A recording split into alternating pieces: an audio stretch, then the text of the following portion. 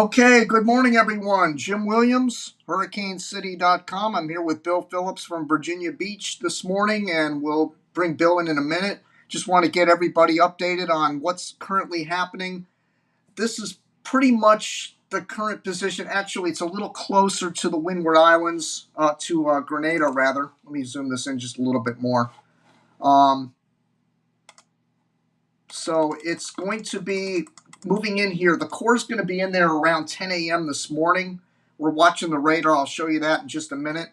But the current position is about right here, right now.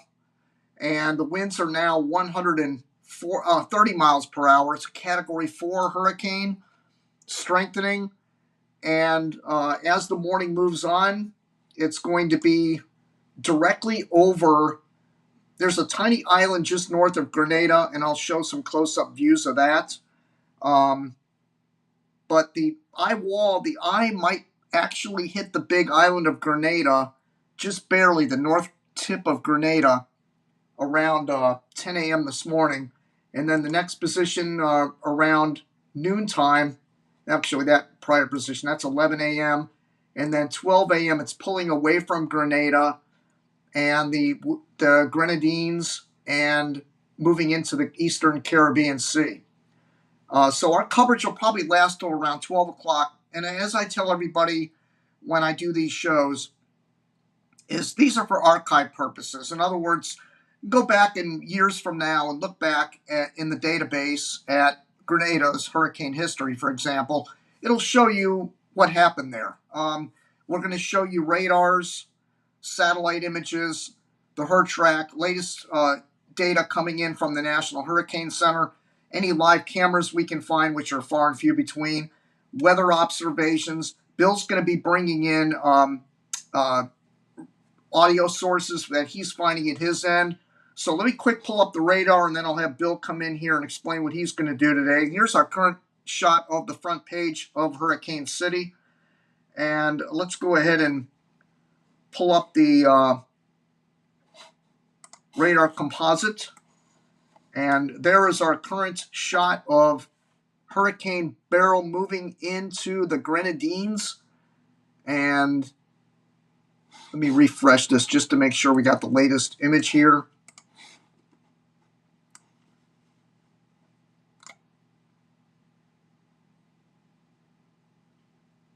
Oh, great.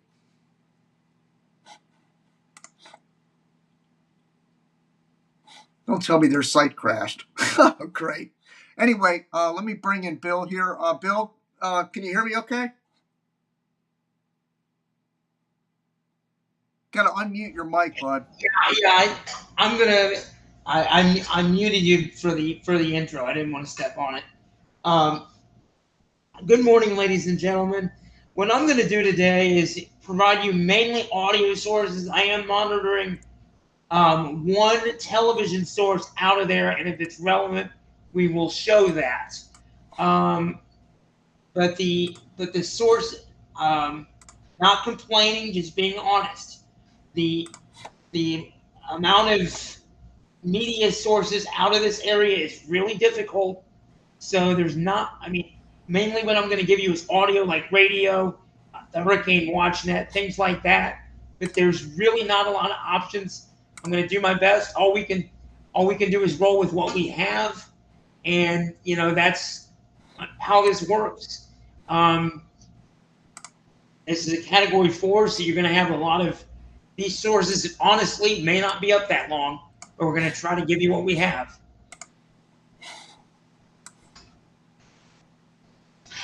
Okay, well, unfortunately, we've lost the radar on the Caribbean site. So right. I'm trying to find another radar as we speak. What about that composite of the Caribbean? I'm working on that right now. It's just figures. As soon as the show starts, the radar goes down. He's probably getting bombarded with traffic right now. People hitting the refresh on that radar.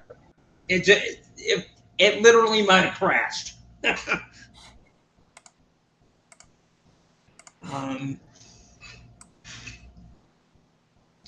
Yeah, this is only for the ABC. This is Caraco, the ABC Islands. That's not going to work. We're too far south there.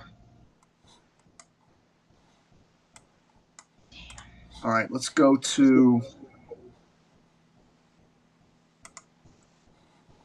the Trinidad and Tobago page. They don't have the radar access. Access denied, really? Idiots.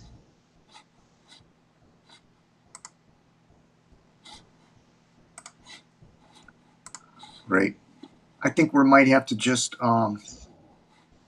Satellite image, if nothing else. okay. No, it's Ooh, what is it?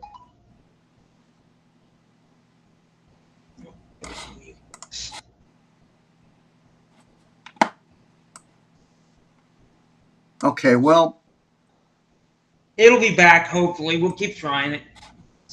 let's go ahead and get the. Let's go ahead and get that satellite close up going here, so we can at least find out what's happening here. Yeah.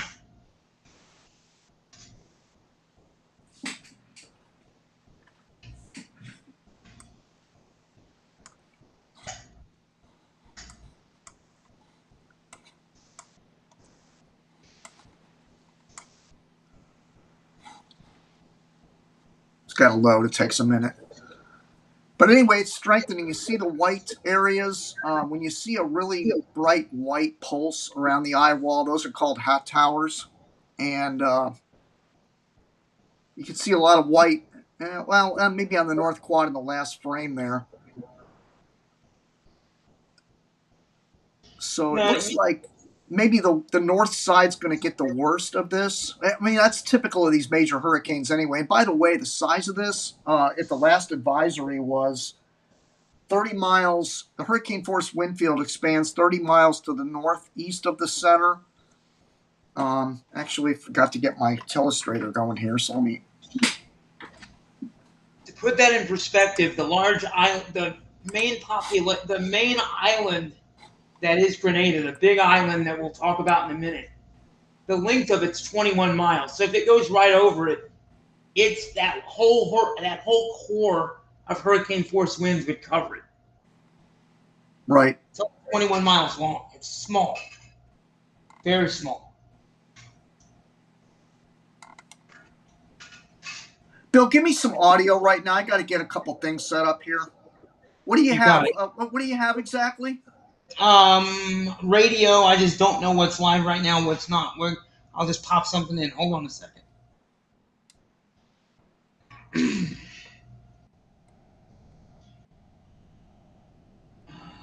Let's see. Open notes.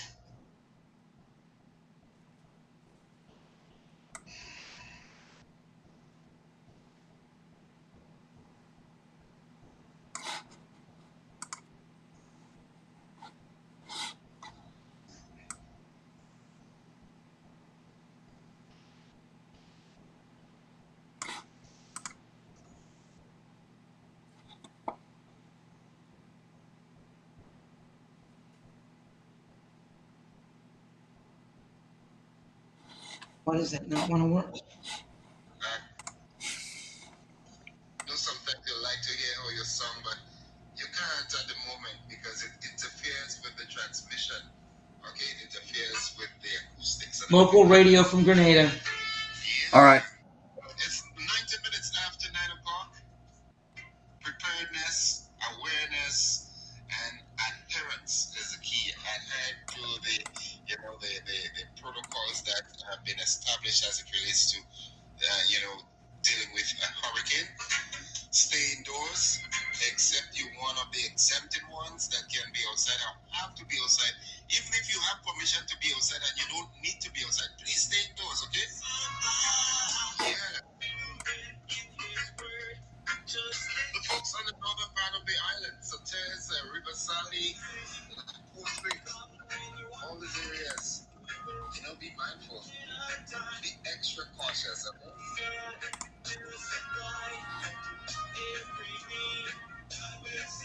It's classic on this hurricane morning.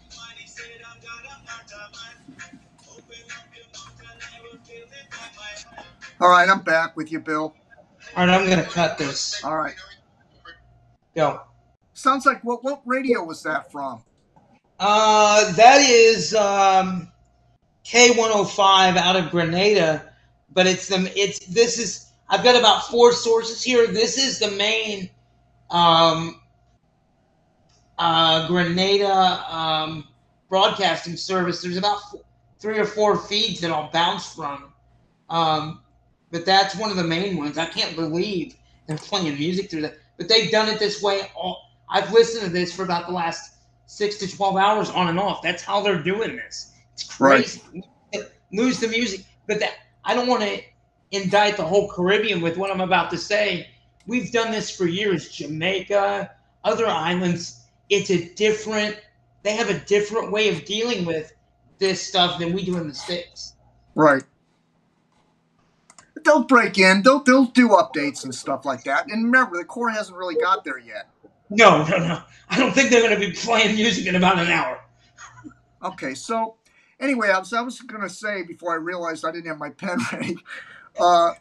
These are like hot towers over here. When you see these bright, whites popping, that's the burst of thunderstorms around the eye wall that indicates that it's a strengthening hurricane. When you stop seeing those, then you realize maybe it's flattened out.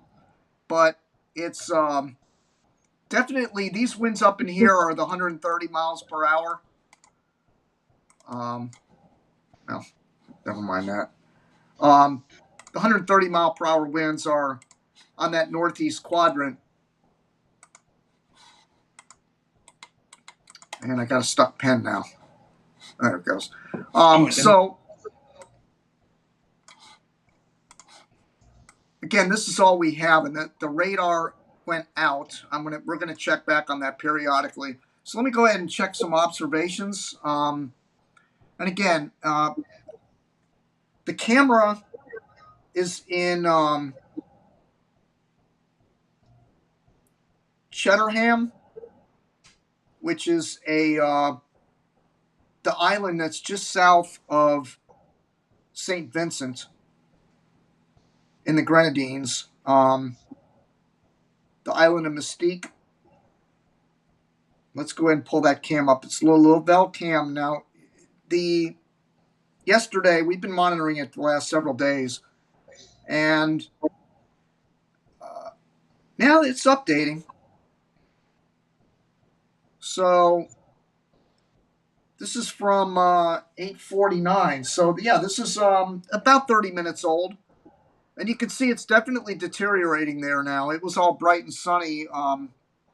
Actually, early this morning it was pretty clear, and now it's kind of filled in here. We see some, wet. You can see the white caps a little bit on the water, but again, this is in Lovell Bay, which is on the west side of the island. So the wind is coming, and that's another thing I wanted to mention, the wind, right? So when you have these islands, these mountainous islands, the wind naturally on the east-facing beaches is going to be much greater than it is on the west-facing beaches.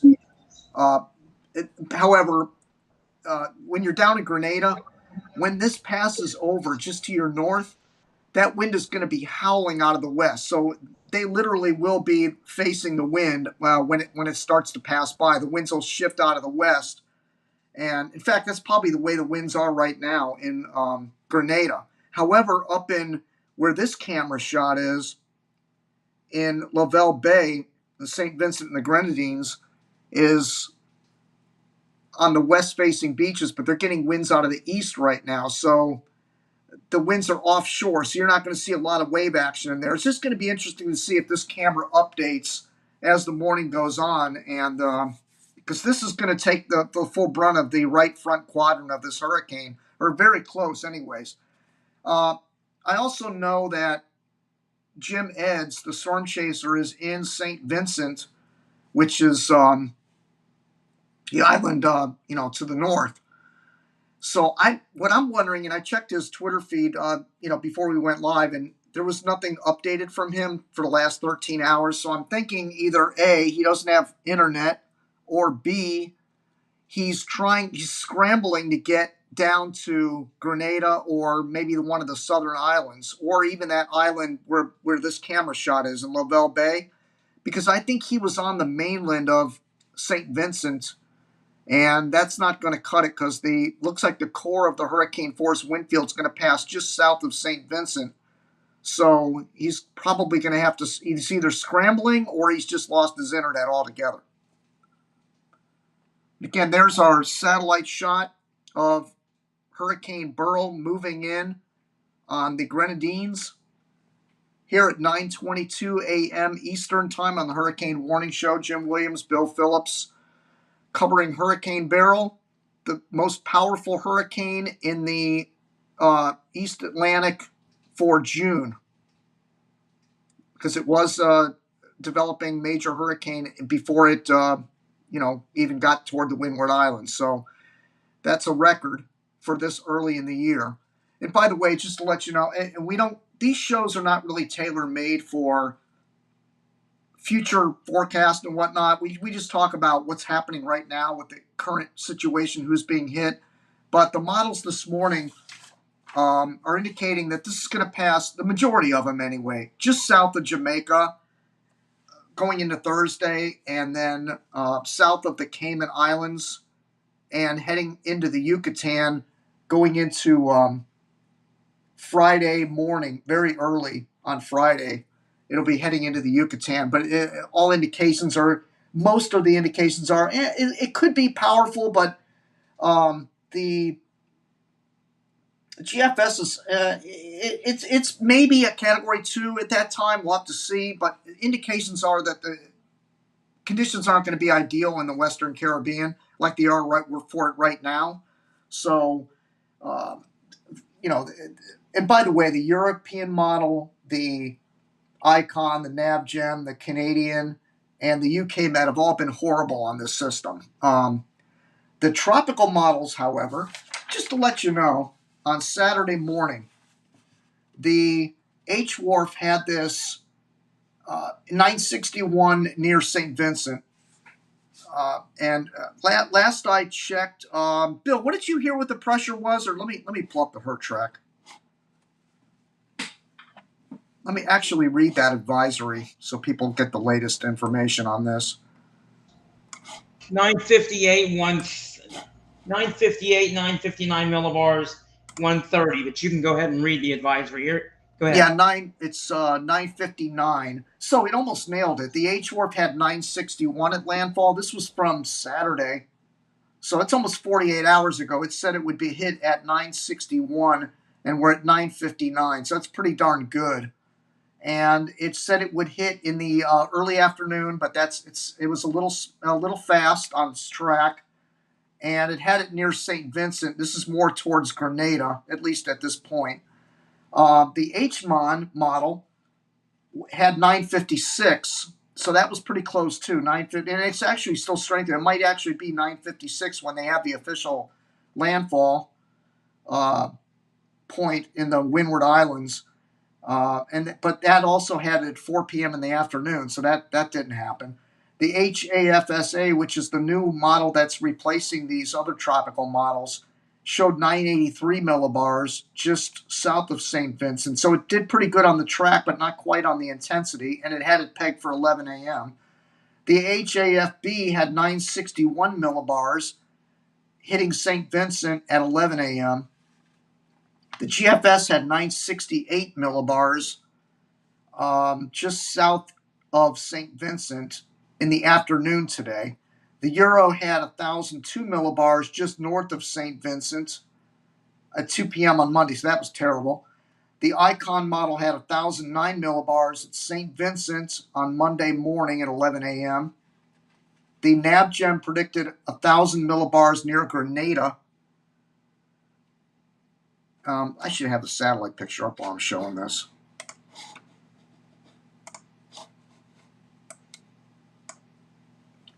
The Canadian model had 989 millibars at St. Lucia at 2 p.m. on Monday, and the UK Met showed it near Grenada at 11 a.m. So the UK Met's the only one that really hinted that it was going to really hit Grenada hard, but it really was not very showing it very intense as it is now. So overall, I would say the H Wharf and the HMON and the HAFSB models, those three were the best 48 hours ago at predicting what this was going to do.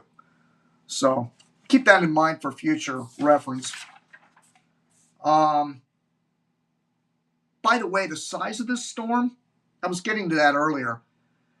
And by the way, when the 11 a.m. comes out, this will all change, this information, and maybe we'll have the exact landfall at that time. But the wind field's 30-mile hurricane force wind field extends 30 miles to the northeast, and this fluctuates constantly, by the way. Southeast of the center, it's 25 miles out. Southwest of the center, 20 miles out, and northwest, 25 miles out. So you have to be on the northeast quad of this hurricane to get the full extent of the hurricane force wind field. And just to give you the comparison in size, this is equivalent to like Hurricane Andrew and Hurricane Idalia in size, not intensity, but in size alone. It's the same size as Andrew and Idalia, roughly, and the 1935 Keys hurricane. A little bit bigger than Charlie that hit Southwest Florida, but this is, for all intents and purposes, this is a small hurricane as far as the wind fields are concerned. So that's a good thing for especially Barbados, St. Vincent, St. Lucia, that it's a small wind field. The Grenadines, however, and Grenada are going to feel the full brunt of this over the next couple of hours. Again, here's our cam shot from St. Vincent, just south of St. Vincent, the island just south of St. Vincent. And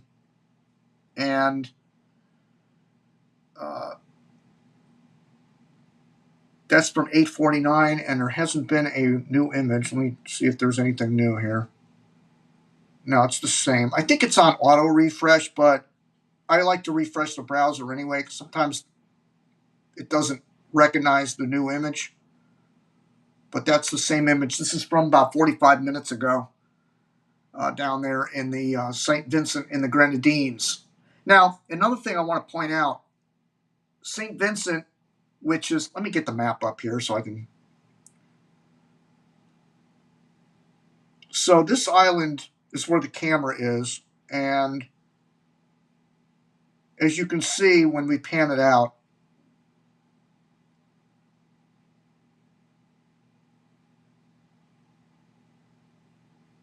see there's St. Vincent where all the majority of the spinning anemometers are, which I'll check those in a minute. The camera shot is further south than that, and they're really going to get hammered where that camera is. I just hope those images keep refreshing. And so these islands up here, all these islands to the south of St. Vincent, the main island, are owned by St. Vincent. Those are St. Vincent owned. Well, I don't want to use the word owned, but I mean, it's the property of St. Vincent. The country of St. Vincent basically regulates those islands and manages those islands to the south. The ones down here, see this other set of instruments down here, just north of Grenada, those are owned by Grenada. And by the way, the population of Grenada is about 125,000 if you include the islands and the mainland. So that island right there is really going to get hammered here where these observations are. And it's the island of Grenada. It's the small island to the north of the main island of Grenada. Because remember, the main island is down here where St. George's is. And St. George in the southern part of Grenada is where the biggest population center is down there. And I don't think they're going to get the hurricane force wind field. I think it might just go just north of there. So again, this island in the middle here, where these three spinning anemometers, this is where we're going to focus, because I think that's going to get the hardest hit from Hurricane Beryl. So let's take a look at some of these observations, see what we can find out right now. This This is from the Ambient Weather Network. They have a camera down there, and it's on the southern part of that island I just showed you. Currently, it's gusting to 30, and this was 10 minutes ago. Wait a minute. That's a 10-minute average wind speed. Let's see if I can get a timestamp on these. Pressure 2956. I don't think these are current because the pressure would be a lot lower than that with a closing in major hurricane.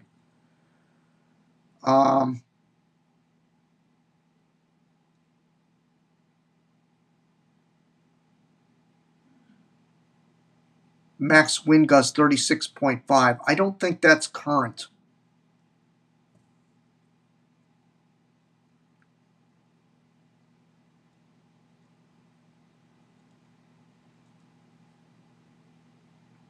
All right, so let's get out of that weather.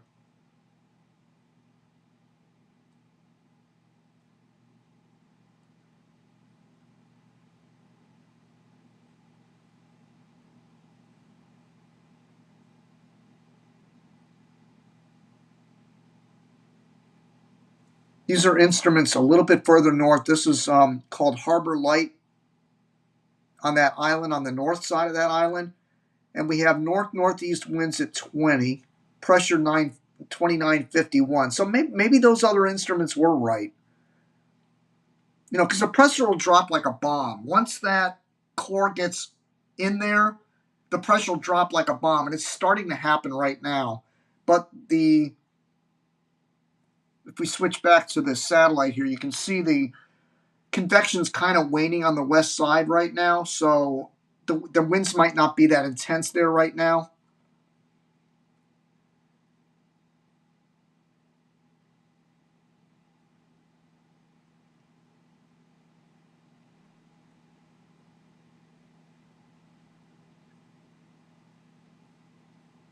And there's the pressure graph.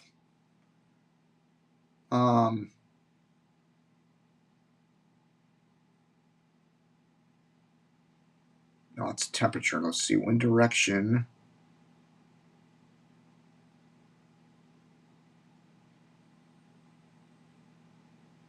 Yeah, mainly from the east and north right now. Pressure's dropping. 961. Of course, that's old. It's 951 now. All right, let me close out of that.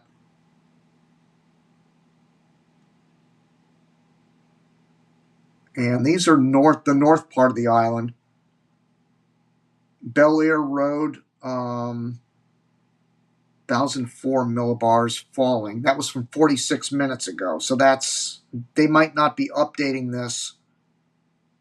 See, I have my instruments updating every, I think 5-minute intervals on my instruments here on the tower. So when hurricanes hit here in South Florida, I'm based in Delray Beach, for those of you that are not familiar. And I have a weather tower with instruments up there and a camera and everything. But I have that updating every 5 minutes. Some of these people, they don't even live at these places, and they might only have the instruments updating once an hour or once a day, some of them. So very heavy rain falling right now. I mean, it's current. It's 47 minutes ago is what it says. Pressure 980 millibars.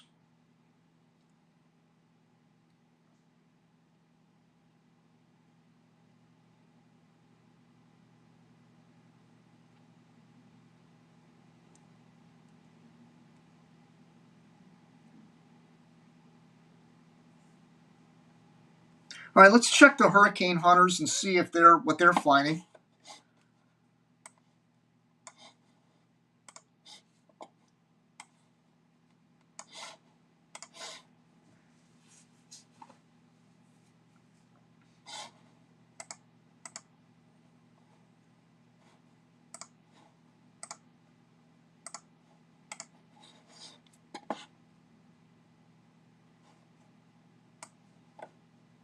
Okay.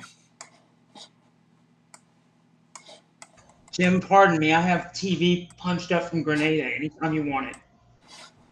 Okay, let me just finish quickly with the Hurricane Hunter, and then we'll This is the latest vortex message from the hurricane hunters, and we have that's 11:47 Z, so that's 10 minutes old.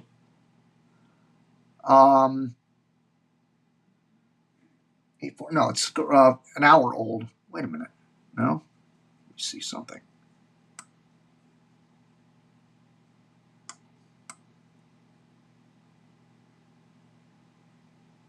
Center fixed 97 miles to the south-southwest of Bridgetown, Barbados. So they're definitely outside that hurricane force wind field. Pressure 960 millibars.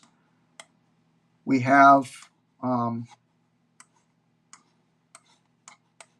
know what? I got to minimize this. There we go. Now I can scroll.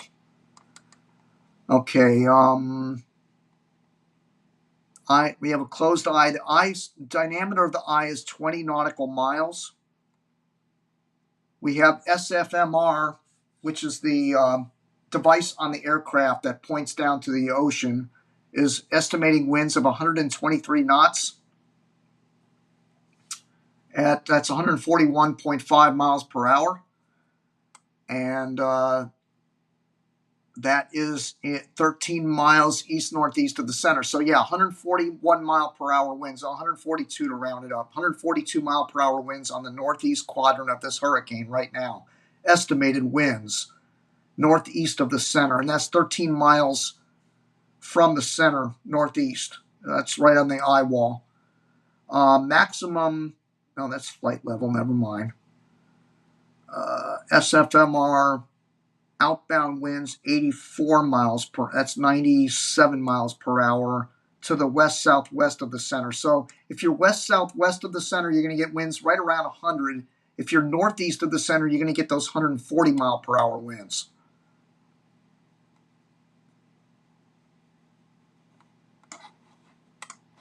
Okay.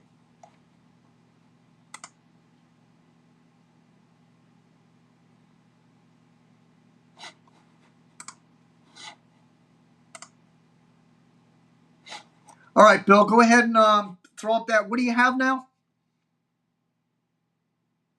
I have the this is television from Grenada. I tried to full screen it, but it does not give you the ability to do that. So I've got it as big as I can get it, and we're gonna roll with it. I've got it as big as I can get it, so we don't cut anything off. But I'm gonna punch that up now, and here we go. All right. Again, it's currently 9:40 a.m. Jim Williams, Bill Phillips covering Hurricane Beryl hitting the Windward Islands. The Grenadines are getting hammered right now. Let me see if I can pull that radar image up again. Maybe he rebooted the server.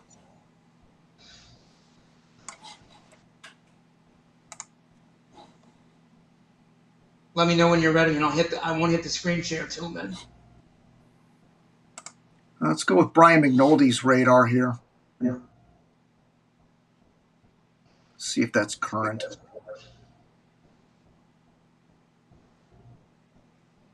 Yeah, that is. All right.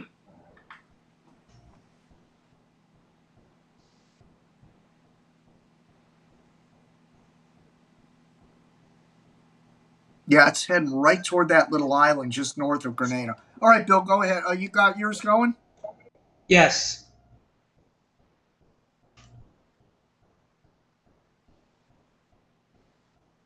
Okay, what are you showing exactly? Hold on a second. Oh, here it is.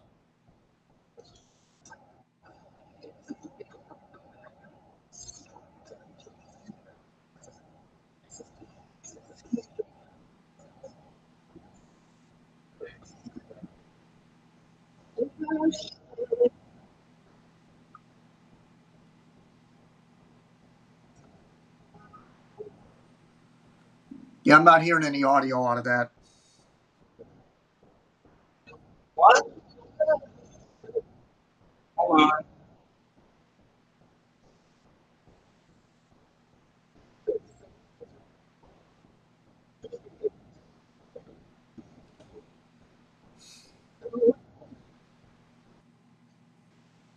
You're not hearing this? No. Volume levels are the same as yesterday. I don't get it. Nothing's changed.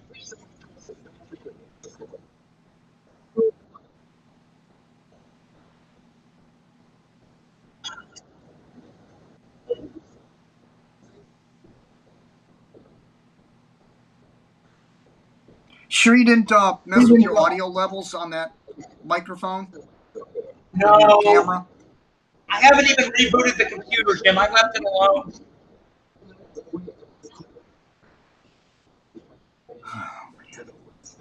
Well, you're gonna I'm have over to it. I'm gonna have to do audio only for you off the phone. hold on a minute. You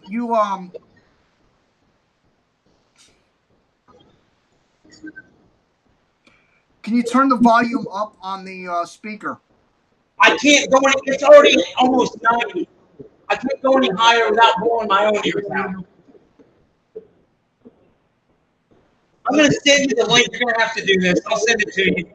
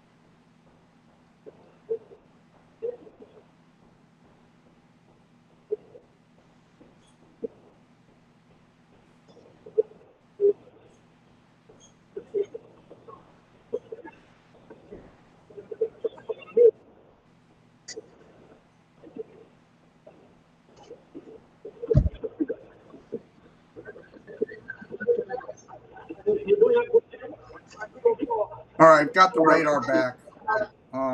You still don't hear any of that? Try muting your microphone for about 1 minute and then unmute it. Let me see if that makes a difference. All right.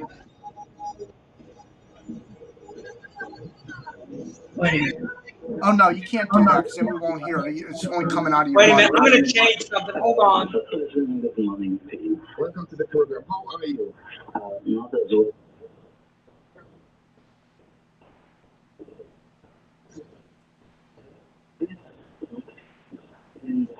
I'm gonna.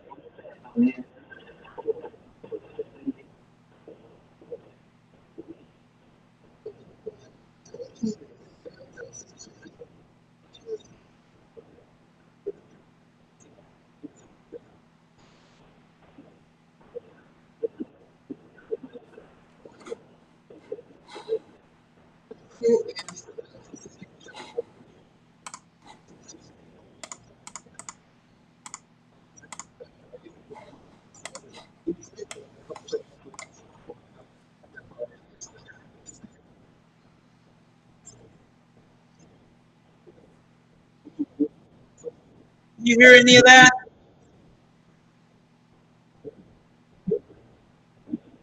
Very little. Jim?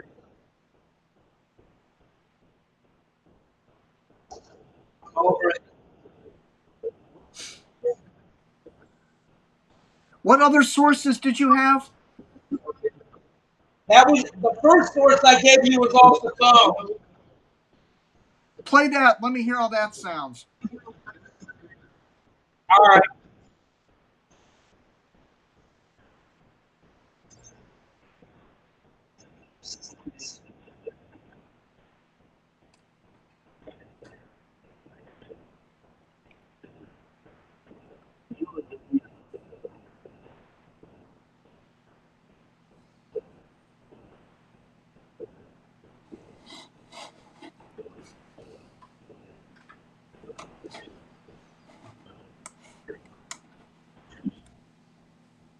Yeah, that was playing as loud as it can play.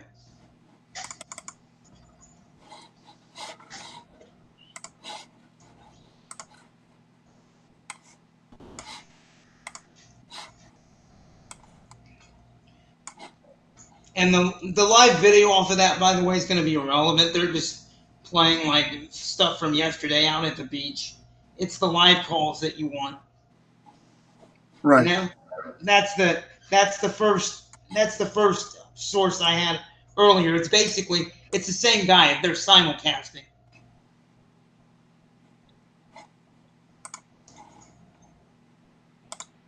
Okay.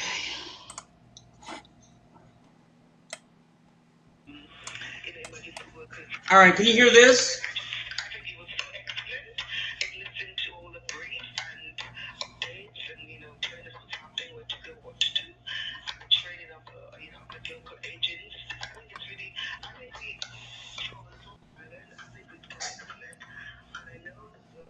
Barely. Barely. What changed? We don't have time to argue with this.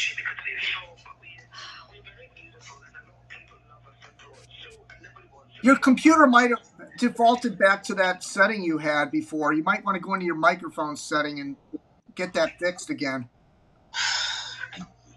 But you don't even shut the computer off, Jim. I don't understand. I didn't touch it. Just toggle it on and off, that checkbox with the sound. All right. I'll be back if I can. All right. I gotta work on this. All right. All right. So we have our close-up satellite, and we have our radar to the left of Hurricane Beryl.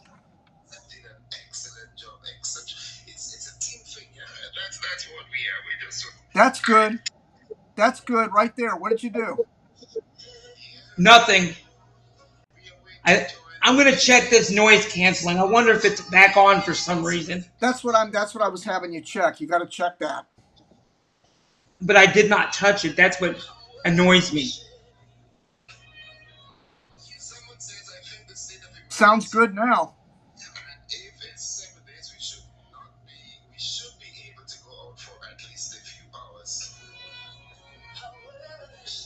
And I don't think this is live. I think they're looping crap.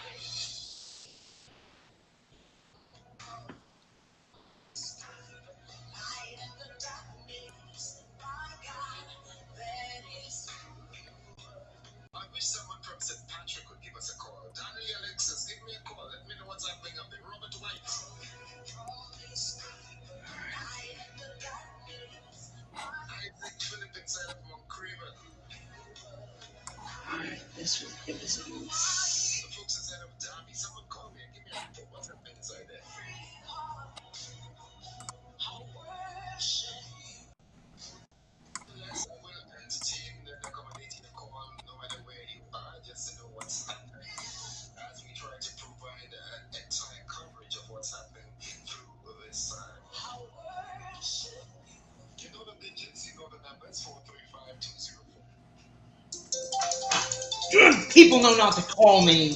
I thought you got that. You're supposed to have that on Do Not Disturb. I know I allowed my mom through and she's not paying attention. Now she'll be blocked. She didn't obey. Why don't you just set your phone to Do Not Disturb and just nobody can bother you?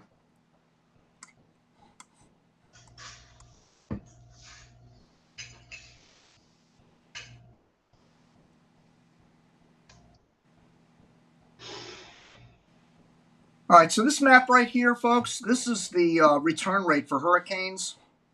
And as you can see in the southeastern Caribbean Sea, their return rate is about once every 13 years.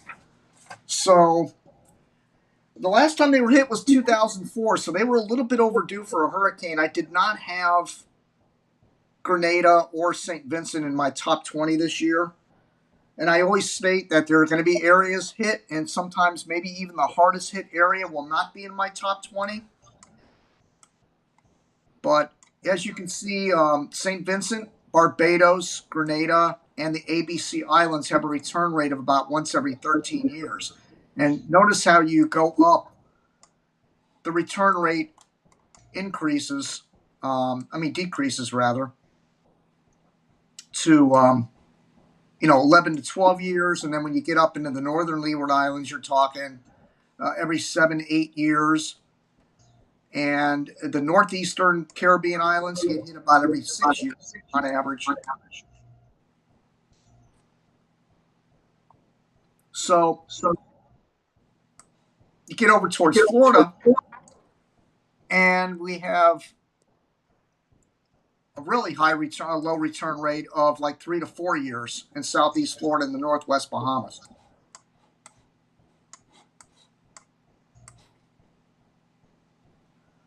Now, the last time, actually, let me pull this other map up here.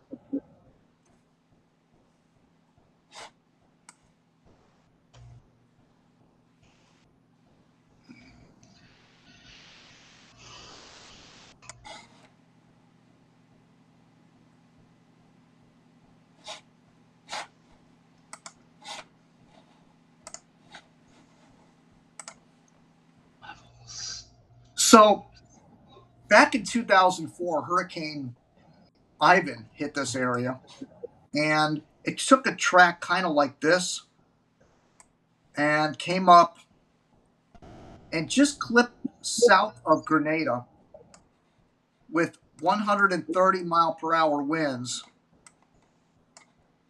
And naturally, the winds were blowing like this and devastated the island of Grenada. 90% of the homes were destroyed. 39 people were killed. And I'm hearing myself echoing, Bill. All right, I'm gonna get. Did you find those audio settings? Yeah, I'm gonna join you on my iPad and do this a different way. I'm not gonna deal with this computer. It's not working right. I'm gonna leave. I'll be back. All right. So in 2004, again, 130-mile-per-hour winds, so very similar intensity to what we're dealing with now. And we have 39 deaths as a result of that. So this could be about just as bad. Now, this track is naturally going to be up in here. So it's probably a difference of about maybe 50, 100 miles further north this track is than what Ivan was. Which makes all the difference because remember, the highest population center is right down in here. So these islands, this is the island where those observations are. And I just, I don't know what the population of that island is, unfortunately.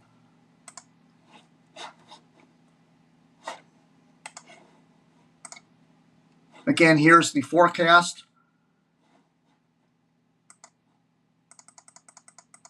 So, again, at the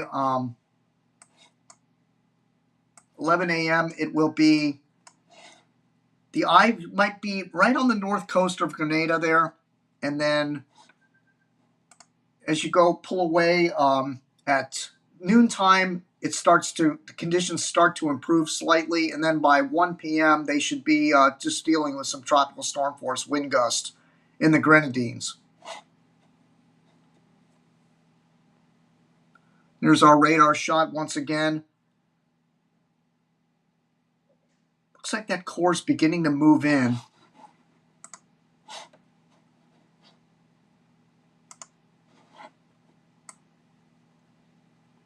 See if we have any new recon data here.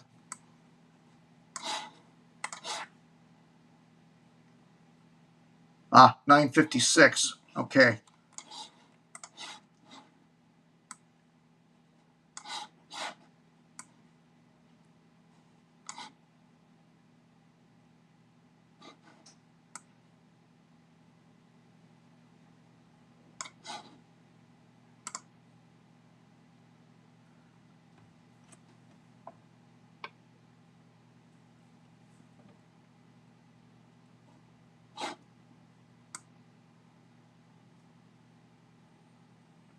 Okay, this is from the Hurricane Hunters. We have a center fix 57 nautical miles, statute miles rather, to the east of St. George, Grenada.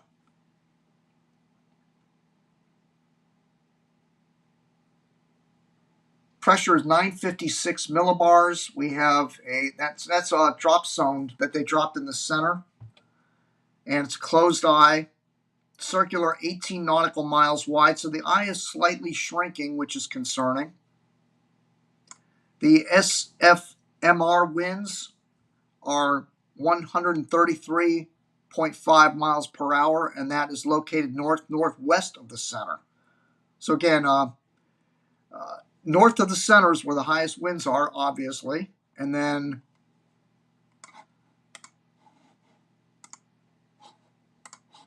we have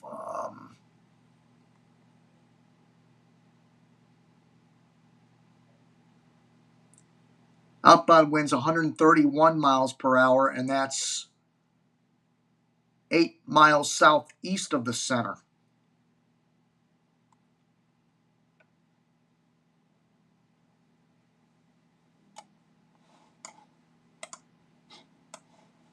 Okay, so we can see it's just a slight north of due west track based on the hurricane hunters.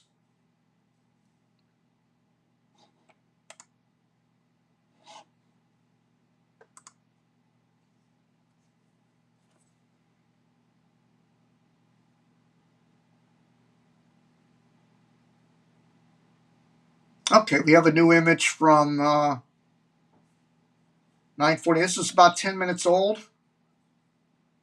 New image from the Lavelle Cam in St. Vincent. This is the island south of St. Vincent. And again, conditions deteriorating there. You can see it's getting darker and darker each time we show the image, and a little bit more white caps on the bay.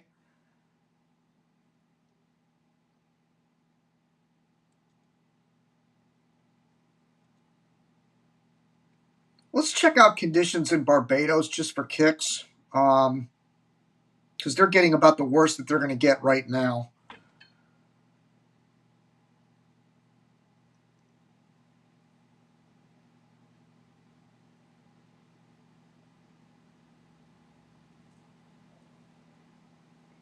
This is on the south shore of Barbados, by the way. Oh, wow, some good surge coming in there, it looks like.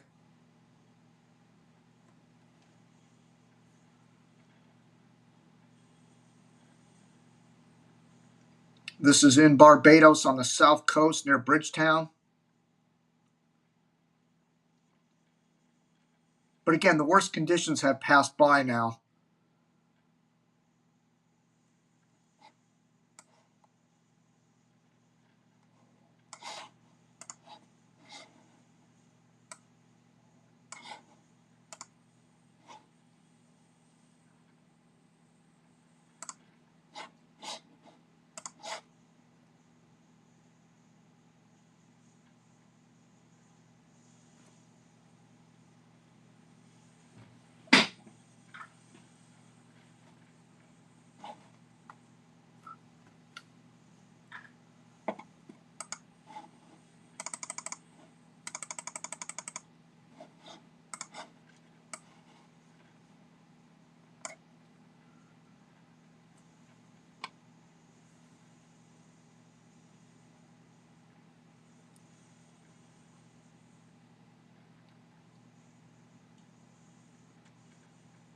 Okay, it looks like it's still not quite in the islands yet.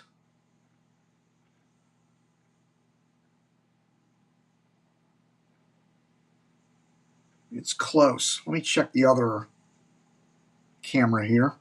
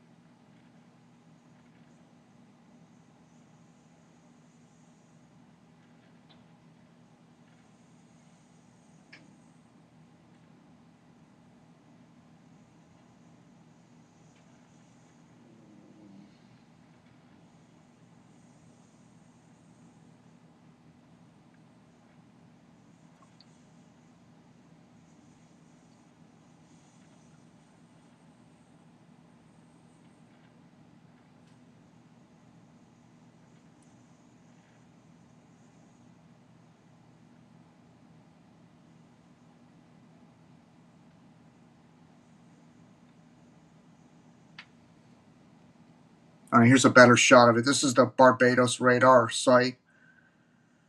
And it's close. The core still hasn't gotten there yet.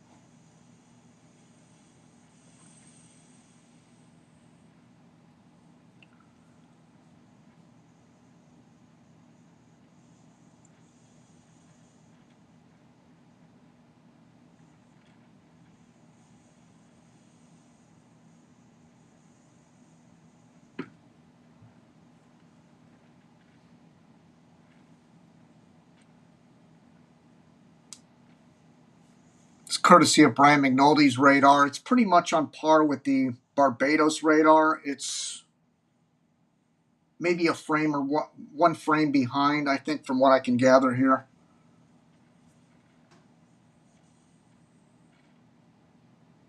I got them both side by side here.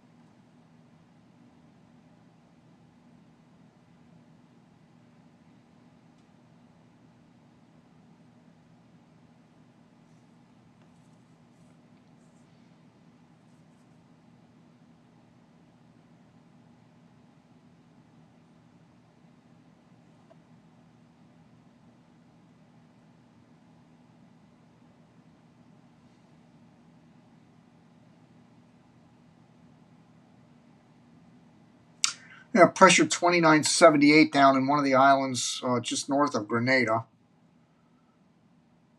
Again, these don't specify how old that is.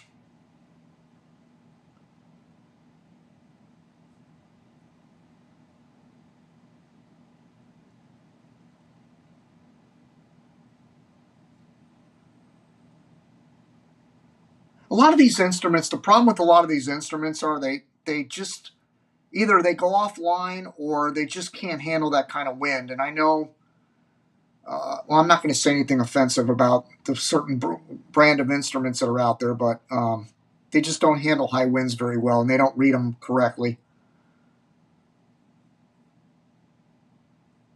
I've tried those instruments, and they're just bad. So I gave up on them. I used the Davis Vantage Pro and the RM Youngs are very good instruments. Yeah, this hasn't changed. 84.6, I doubt it. That's 22 hours ago, yeah. This station hasn't updated in 22 hours, so forget that.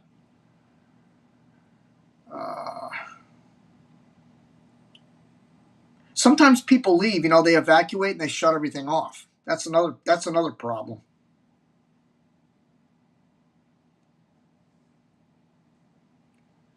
All right, Southern Shore and Kingstown, St. Vincent, Indian Bay. We've got From 30 minutes ago, we have a pressure of 1,007 millibars, gusting to 15. I mean, it could be on the backside of a mountain or something, and maybe it's just getting bad instrument readings.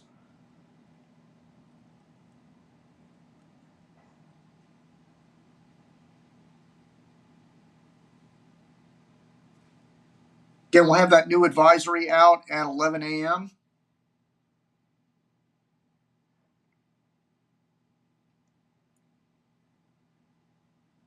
Just north of the last observation I read, we have pressure 2976. No, these can't be updating. Well, it's possible because this is up in St. Vincent and you're not getting the hurricane force winds.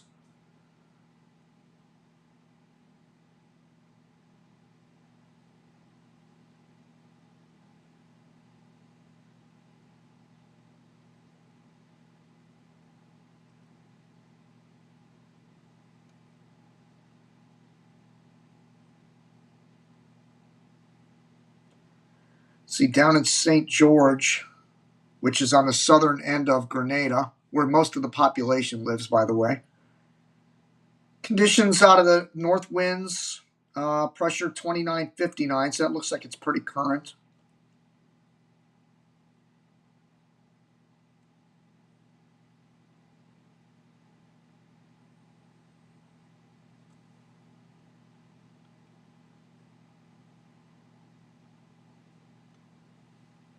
And again, this is the only camera that's within view of where the hurricane is coming in directly. And this was from 45, almost 50 minutes ago from Lavelle Bay, St. Vincent, and the Grenadines. This is a camera that's located about just south of the main island of St. Vincent. So it'll be interesting to see. And again, if we pull up that radar,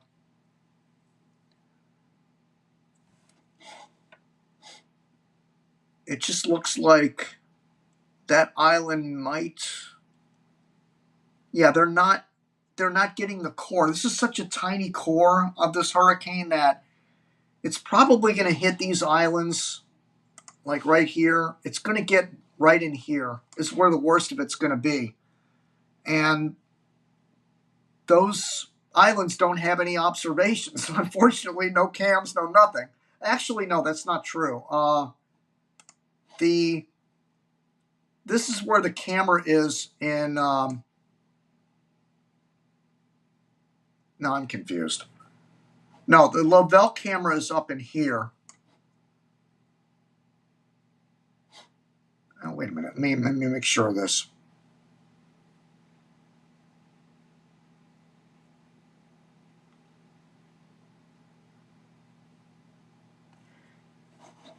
Yeah, the camera that I've been showing you is right here. The observations that I've been trying to pull up are down here.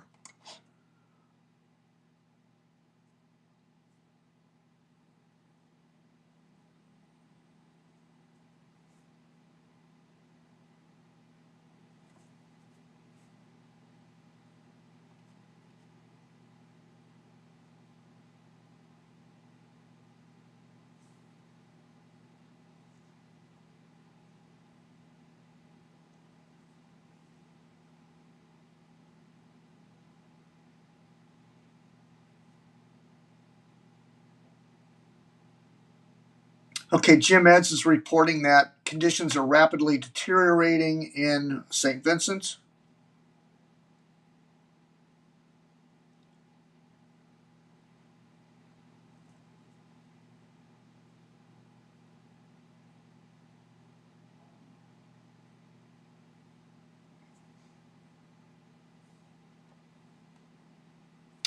Here's a Twitter shot of the eye of Hurricane Beryl. Close-up satellite shot of that. And again, you can see the dark reds right around that eye wall are just approaching those islands that we have up on the radar. So again, it's not quite there yet.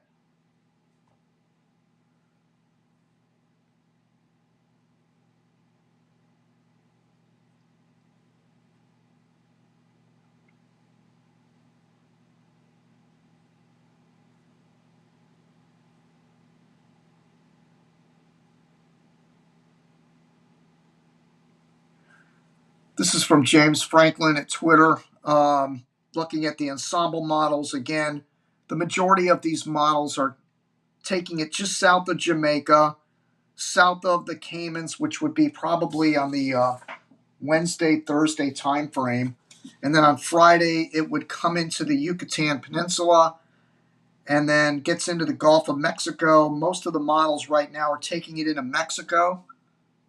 There's a few models like the NavGem that wants to take it up into Louisiana, 974 millibars, which would be a Category 2 probably in central Louisiana. And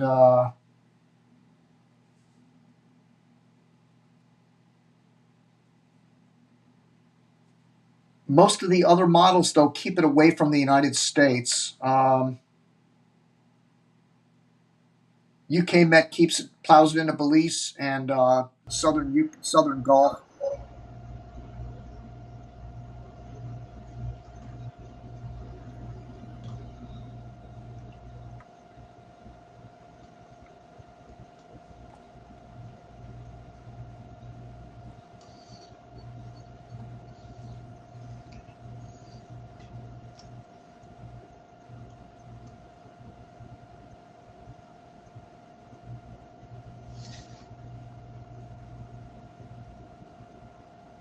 I can hear you, Bill. You there? Yes, sir. You got me? Yeah. All right, we'll try this one more time. I rebooted everything, and that setting's been checked. Okay. It's set to do nothing. All right. And you didn't move the speaker at all? No, sir, I did not. Beyond this, I don't know what else to do if it doesn't work. Because I have a feeling there's some kind of a sensitivity on that microphone, on the camera itself that you're using, that every noise that your chair, when it makes those clicking noise or whatever, I think it just cuts the sound out. And then I'm gonna shut the chair. When I test in a minute, and I don't want to talk about this again because we're doing an archive. But when I share audio or video for you, I'm gonna shut the chair off so it can't move. So there you go. We'll take the chair out of it. Okay. Where are we at? Let's see. Closing in. Okay. All right, this is from Tomer Berg on Twitter. There's the wind swath projected path. Highest probability path is taking it south of Jamaica, south of the Caymans, and toward the Yucatan. That's as of now. Of course, that's always subject to change. Well, a weakening storm, and I use that term loosely, wouldn't that be a more westerly flow? I mean, and that may be why weaker storms tend to follow the westerly flow, which is off to the west and south, which makes sense. If this stayed a Category 4, I think it would go a little bit further to the north the entire time. Yeah. But there is a strong ridge to the north, though. It's not like it's a weak ridge. Oh, I completely get that. But my point is, stronger storms act to be more polar. And there's a beautiful shot of the close-up of the eye approaching the Windward Islands.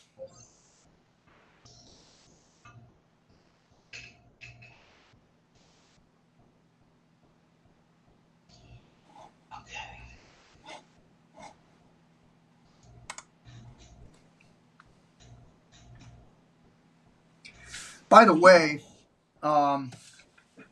little history on, Grenada tends to get hit in late August, early September, so this is really early for them. However, when Ivan hit, well, that was in September 8th. So, yeah, that was right in their typical window of when they get hit by a hurricane. So this is really unusual for this area to be hit by a hurricane. I mean, it's never happened before. I don't think this early. So they have had some majors go through here, though, before. 1955, Hurricane Janet passed through there with 115-mile-per-hour winds while moving west. And we all remember what happened with Janet. It became this significantly major, like a catastrophic hurricane for the Central America. And they actually lost a hurricane hunter in that hurricane, I believe. Hurricane Flora in 1963 hit the area with 125-mile-per-hour winds. But again, the biggest hit was from Ivan in 2004, 130-mile-per-hour winds, moving west, 39 killed. At least 80% of the 100,000 residents were without power. More than 14,000 homes were damaged or destroyed. 80% of the nutmeg trees were destroyed. 17th century prison was also damaged, allowing many of the inmates to escape during the height of the storm. Ivan was the worst hurricane to strike the islands since Janet 1955. And then the last hurricane hit they had was back in 2005, where Emily hit with 90-mile-per-hour winds, caused sporadic damage. They're trending up right now. They've been getting more activity. And again, I don't know. I don't want to get into the global warming speculation, but since 1990, I keep track of this in the database of what areas are trending up versus down. And in the database since 1990, Grenada and St. Vincent are on an upward trend of activity. This includes all tropical storms and hurricanes. So climatologically speaking, they are increasing in activity. They tend to get more tropical storms than hurricanes. Almost 70% of the systems that affect the island are tropical storms. They have a return rate every 5.63 years for named storms, and for hurricanes, it's every direct hurricane hits, rather. When the core actually hits them is about every 30 years. And majors is about once every 50 years. So this is a once in 50-year event for Grenada to get a hurricane of this intensity.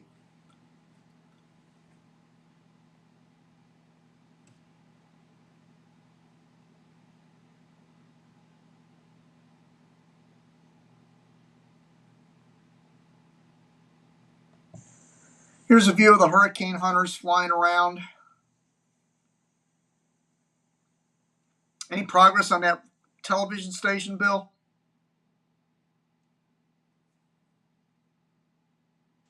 I'm working on it.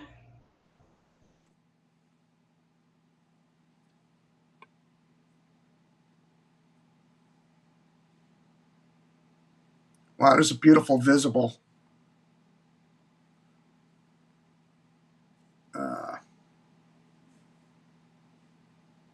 Wow, that is pretty. You can see little mesovortices spinning around in that eye.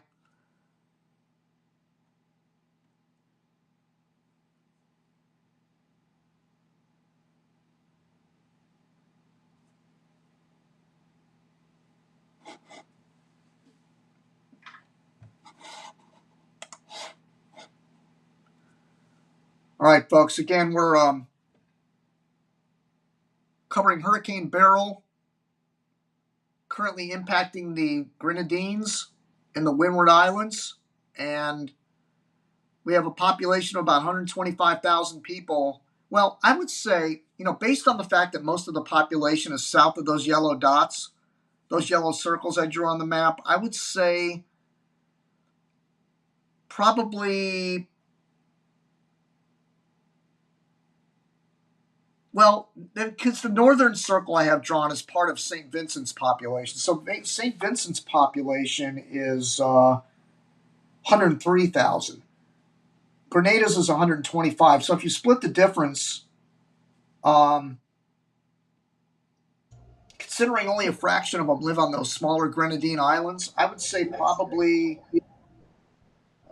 we got a total of 200,000. I would say probably maybe 40 to 50,000 people, if that, are going to be directly impacted by the core of this hurricane.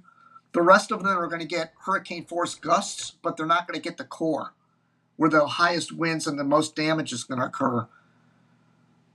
Hey Jim, that little tiny island that we're referring to, if you can when you get a chance to open Google Earth, check and see if that's called Karaku, if I'm pronouncing that Yeah, correctly. that's what it is. That's If what it that's is. the population, I looked it up last night. That's a tiny island. The population of that island itself is 10,000.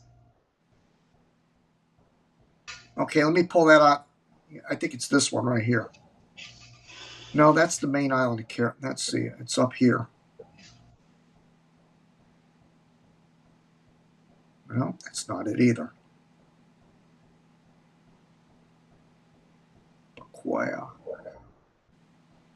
And I know I probably butchered that name. I'm sorry. All right, now. Island of Mystique. Conan.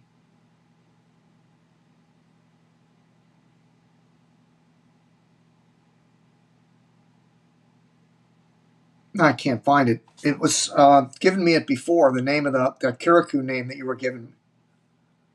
Maybe it's this, no?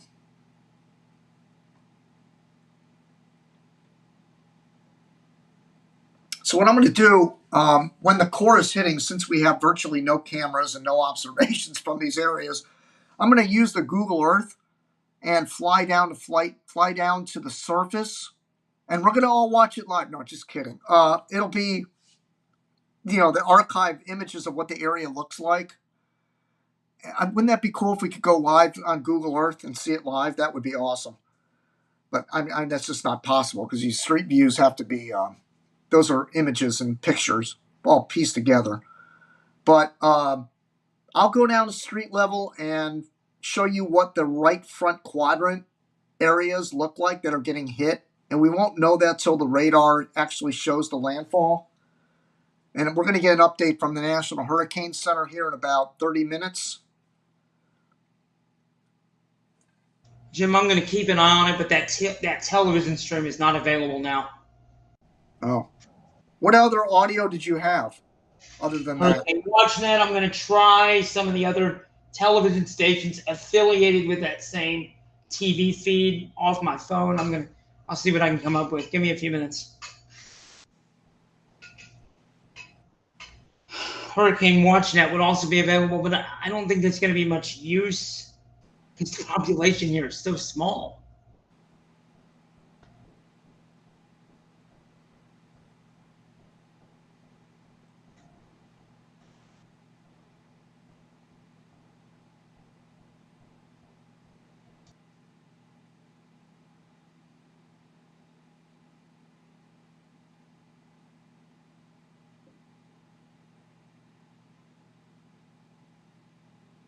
I'm not finding that island Caracal. I mean, unless it's named something else.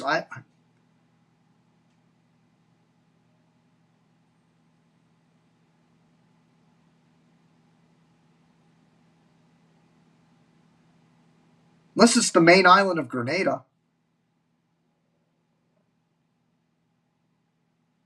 The island that's north of the big island. Karaku.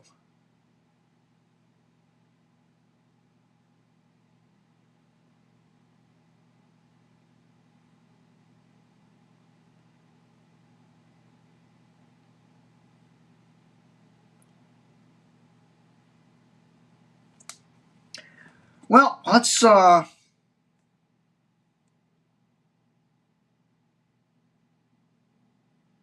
still old.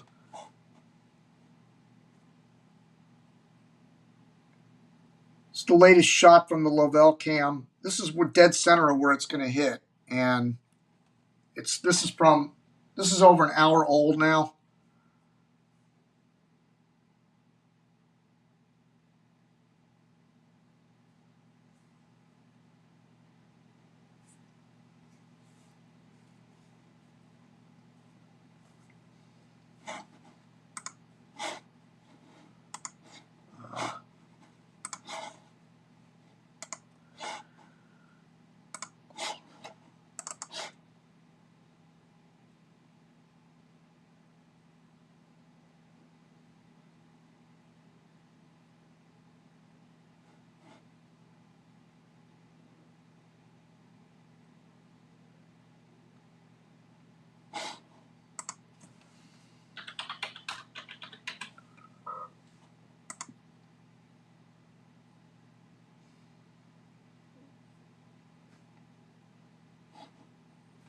Okay, currently 10:27 Eastern Time. Jim Williams covering Hurricane Beryl.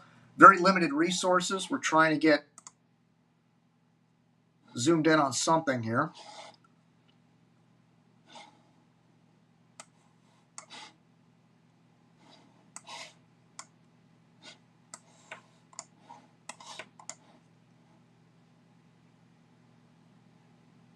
Yeah, Curacao is the island. That's 10,000 people live there. That I found it on the Google Earth, so I'm going to go down to. Well, let's take a look at the radar first. Good deal.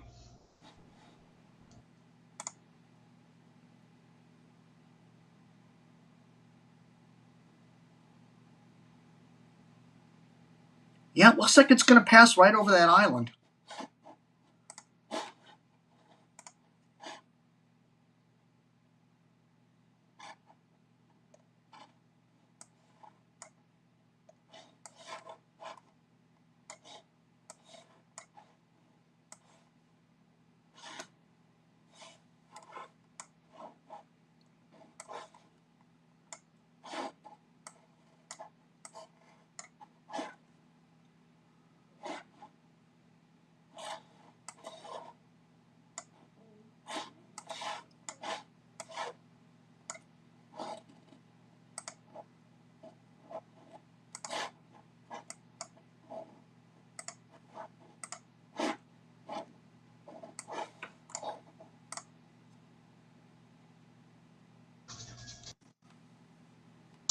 Jim, I think a lot of these radio stations that I'm using, they've sent their people home and they've got these radio stations running off computer. That's unfortunate. That's crazy.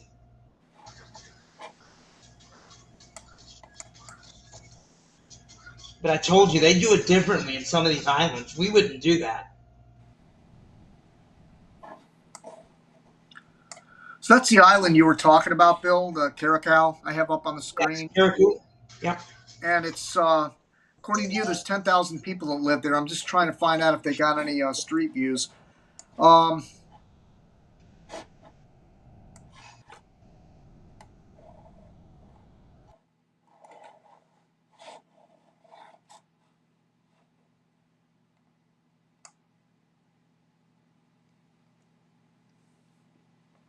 No.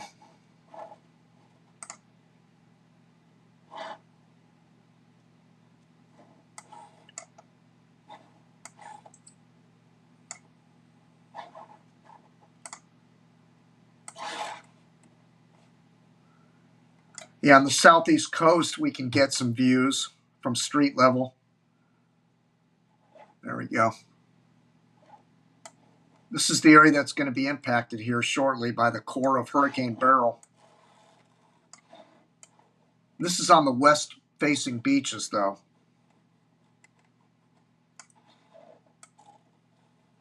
So they're going to get. It depends. I mean, it looks like the north. They might get the dead eye on this place. They might actually get the eye here.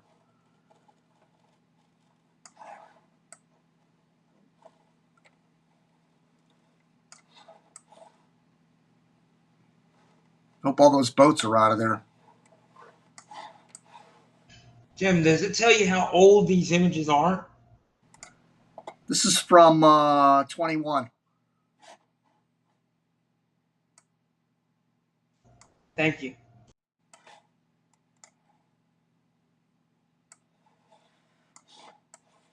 Again, these are the west-facing beaches, not on the east side of the island.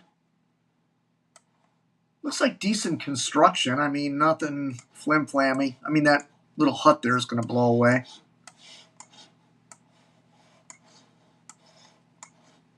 Let me get rid of my circles.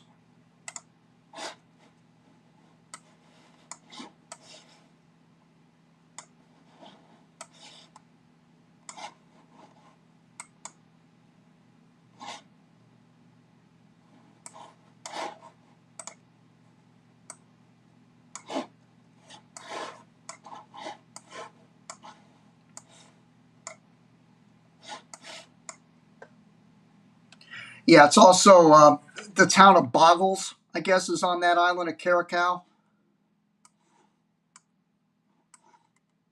Um,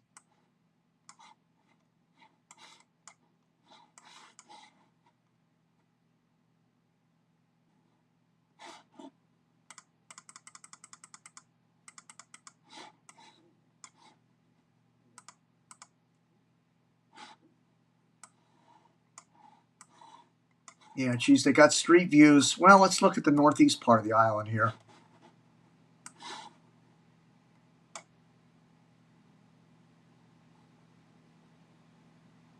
No.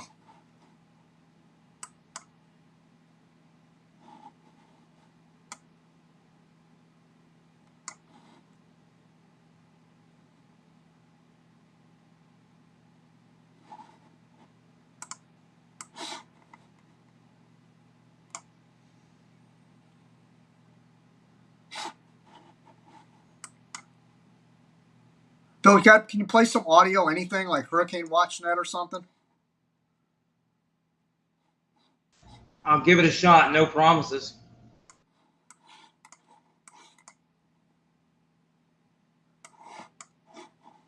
There's no street views except on the southeast part of the island, southwest part of the island.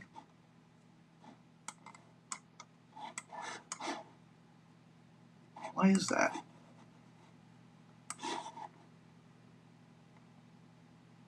Oh, I see.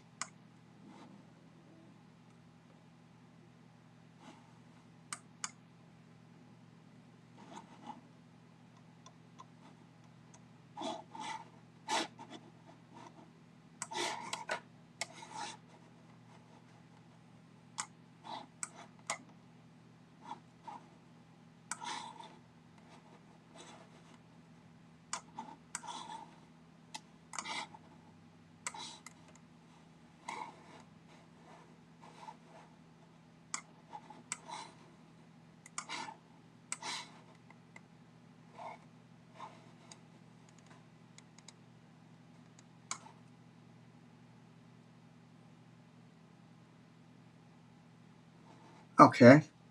Here's a shot from the north part of the island.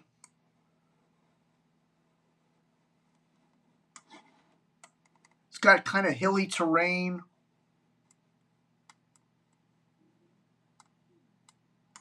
It's like regular CBS construction, regular built homes here. A lot of those homes are going to lose their roofs, though.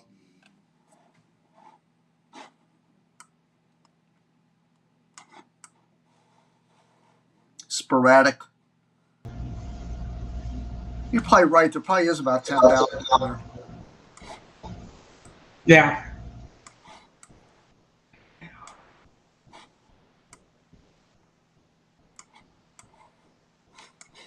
And then here's facing south.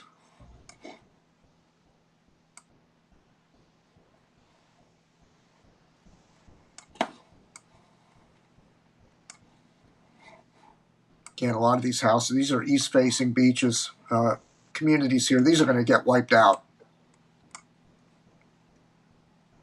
It's like some solid homes. Others are, it's hit and miss.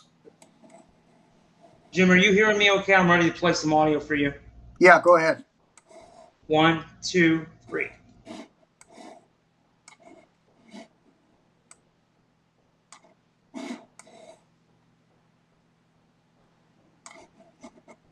Not hearing anything. Right. What are you playing? Hurricane WatchNet. This should be loud.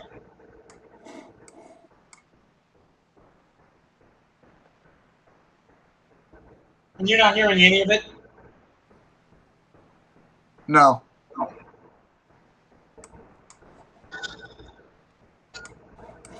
This is a disaster. Are you absolutely sure that box is checked for do nothing on your audio? Jim, I just snapped a picture of it for you when I checked it.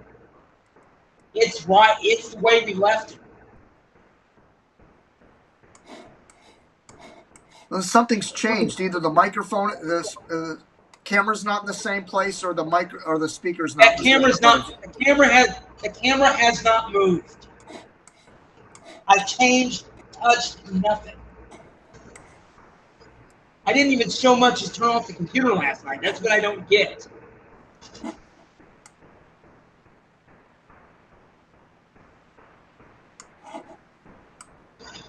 Useless.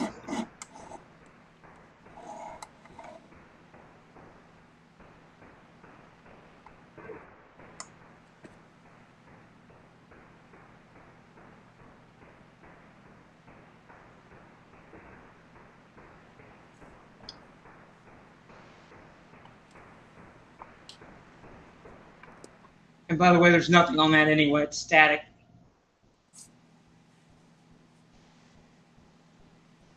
And again, here's our shot from Lavelle. It's just it hasn't updated. It's been over an hour now. Yeah, all the links that I had for radio, everything from that island that I thought was going to work is offline.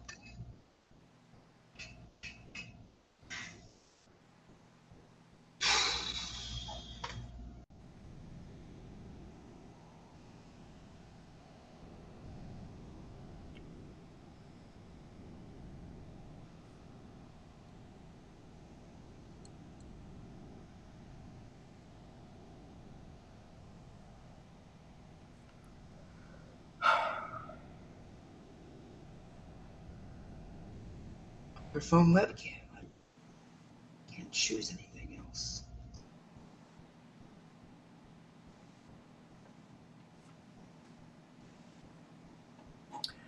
And apparently, you have radar problems again. Wonderful.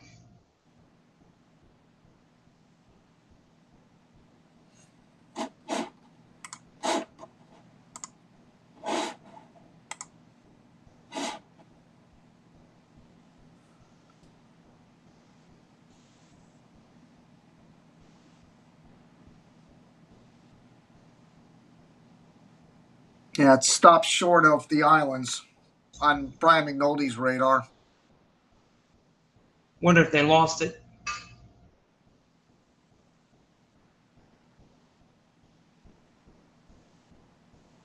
You can see it's the Barbados radar. Watch. Let me show you something here. It's pretty neat. Right there.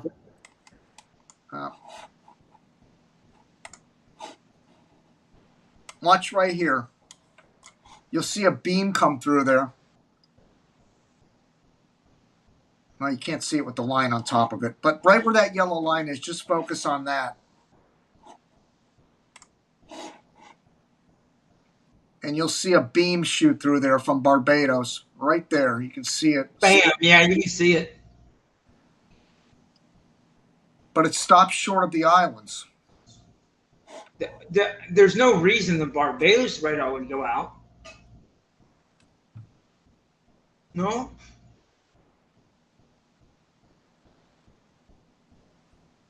Ah, there we go. Okay, I got the latest.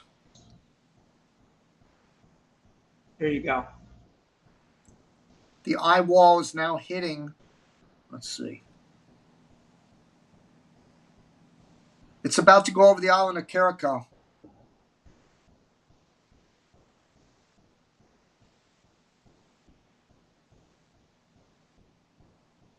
Sorry, guys. Eye wall is right over Caracal.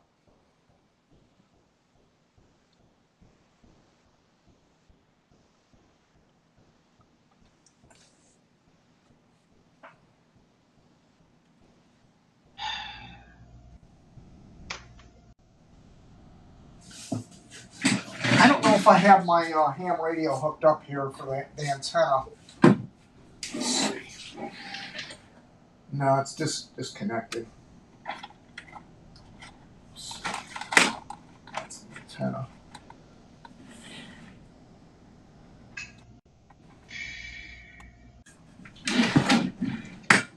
All right, Jim, I'll be back. I'm going to disconnect again with this camera and see if I can restart it. Maybe that'll fix it. It's not that noise canceling thing. I'm going to reset the camera one more time to see if I can use this for you. All right. I'm trying, bud. I'm sorry.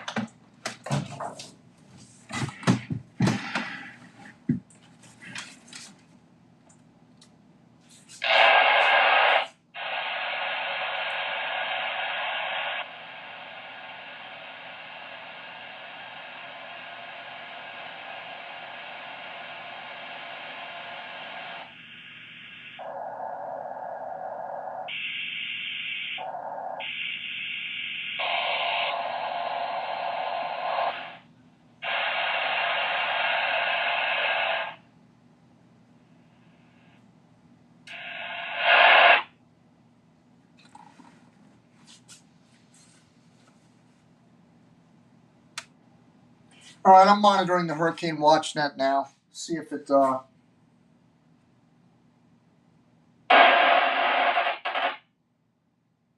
got it on the squelch. If anything comes in, we'll hear it.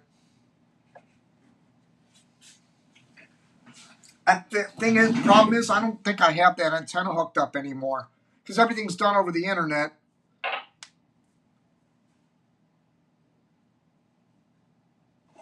Let's see if I can pull it up.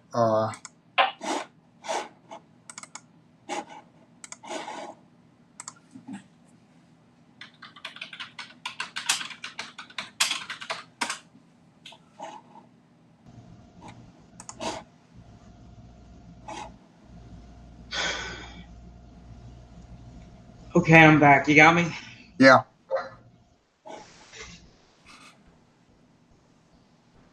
Change the USB port. Let's see if that makes a difference. I doubt it.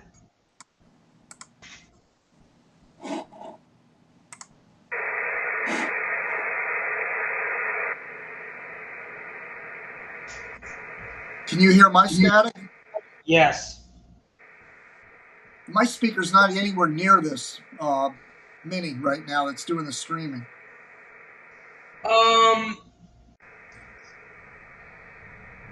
I don't want to have this conversation, but we will figure this out when I get the new computer next week. Not doing this anymore.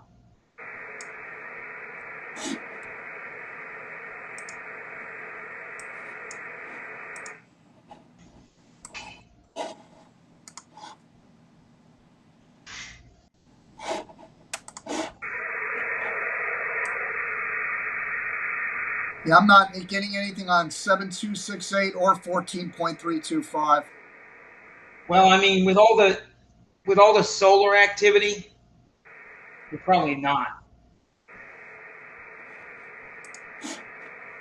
That does not ham radio does not work too well with when you have increased solar activity.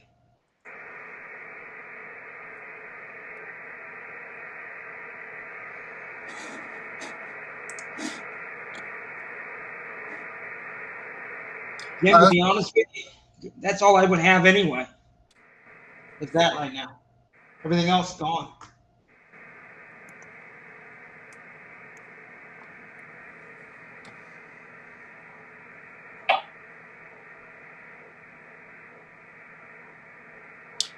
All right, let me see if I can get some observations here.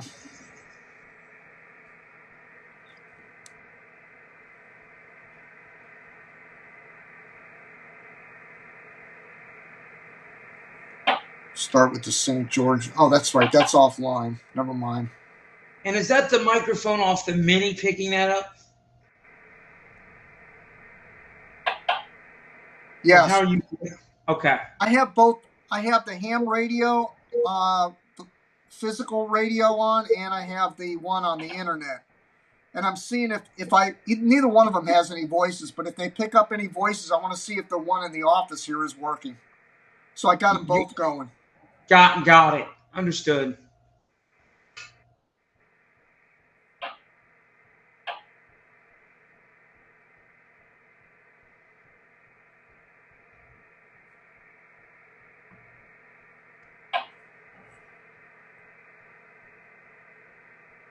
Yeah, the one in that Caribou Island is the South End instruments haven't updated in 2 hours.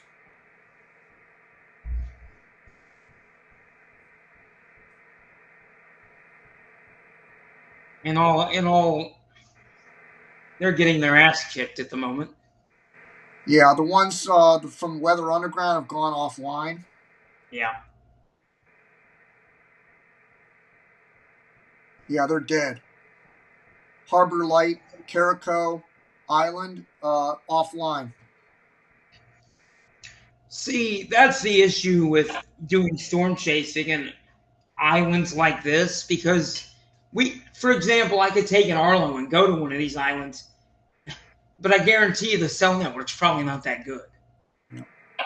So how long would it last? Your goal here would be archive purposes. And then uploading it later, no? I mean, Well, I don't know. I mean, I don't. We don't know that they don't have cell connectivity. They just don't have internet. I mean, there's a difference. True.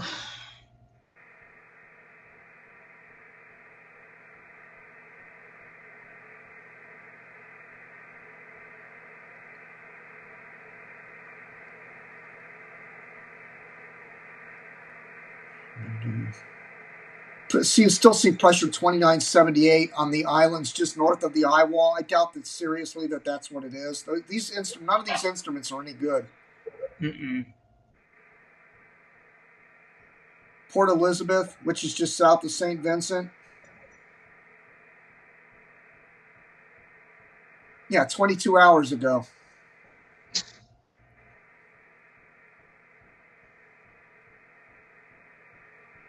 It's looking St. Vincent mainland. An hour ago, we had pressure of 1,007 millibars. That's on the main island of St. Vincent. Wow. But they're not getting it. I mean, they're gonna get St. Vincent's gonna get lucky.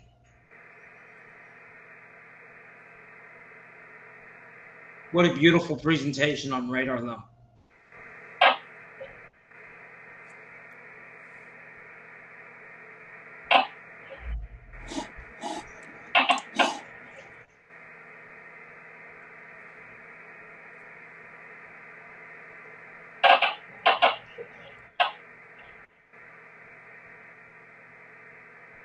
$29.76. Yeah, see, none of these are updating.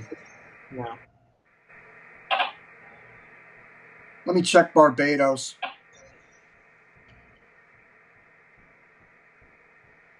Jim, if any of these streams that I promised you I would monitor work, I'll send them to you. But when I tell you there's nothing, there's nothing.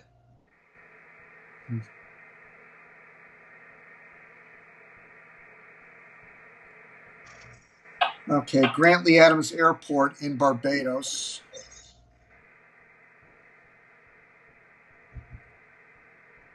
.52 mph gusting to 69 out of the southeast. That's pretty good. That's the same tropical storm. Oh, that was 2 hours ago. Never mind.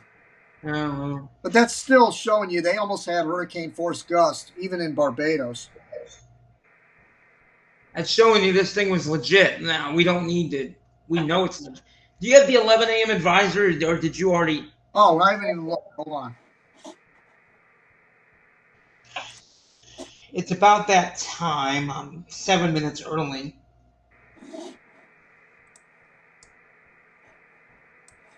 (10:53 a.m.) Eastern time. No, I still got the 8. I'll go to the NHC.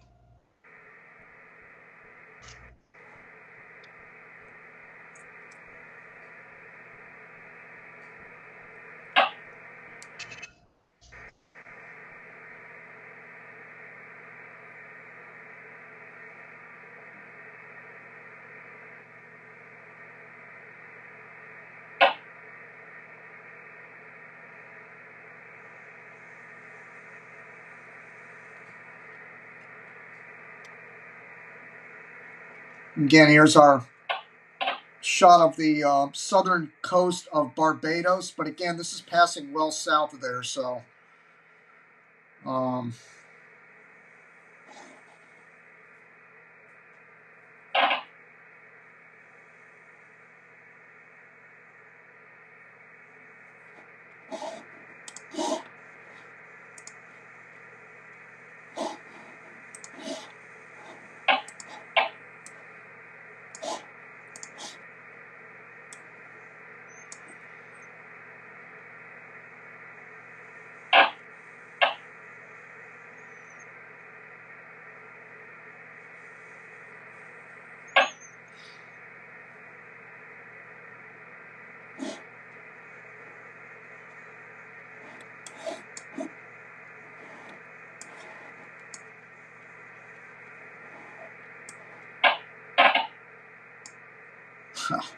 you gotta be kidding me.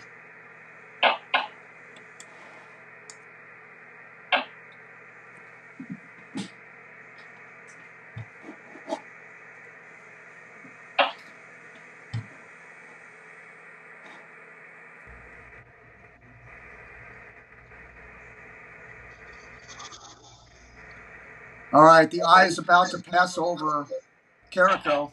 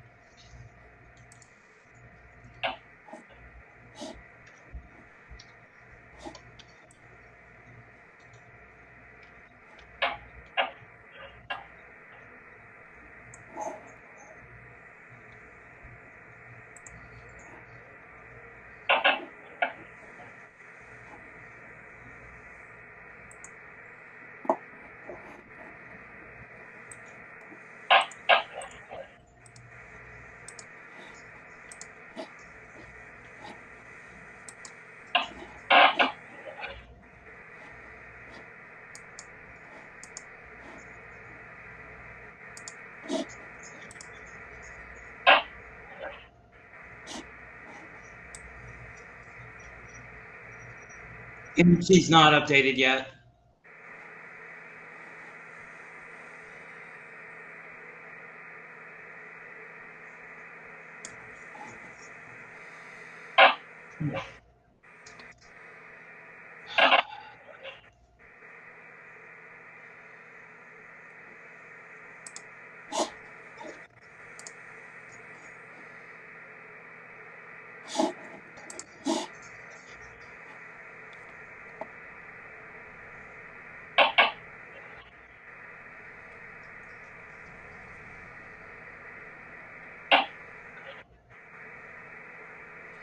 Yeah, that's an old image.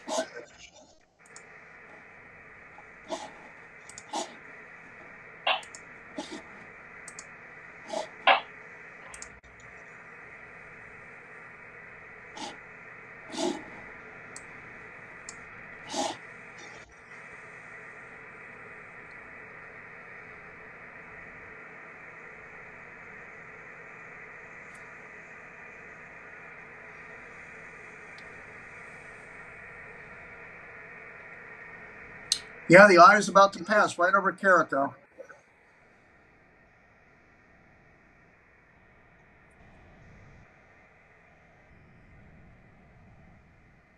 About to be hell on earth in that place.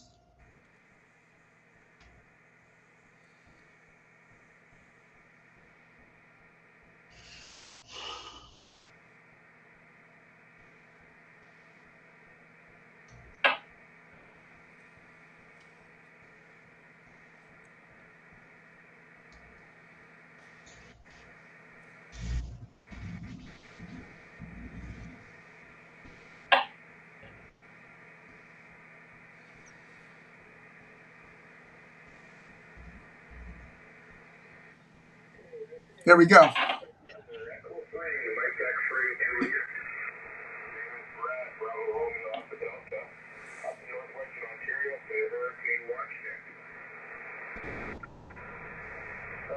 is a directed deck that operates to provide advisory to the National Hurricane Center for Hurricane Beryl and to collect the forward ground truth weather data.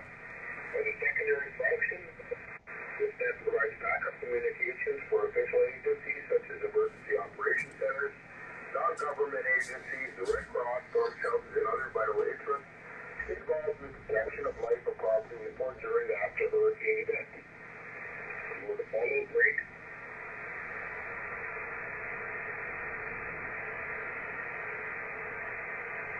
They've upped it to 140.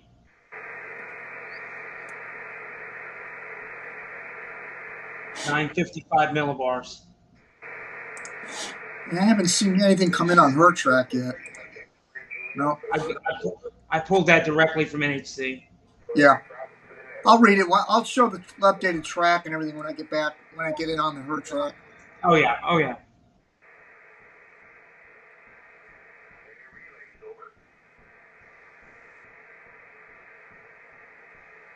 Okay, the eye is beginning to move over Carico right now. They're getting in the clear.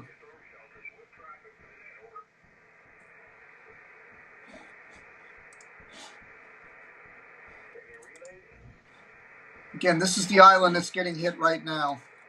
Carico. Yeah.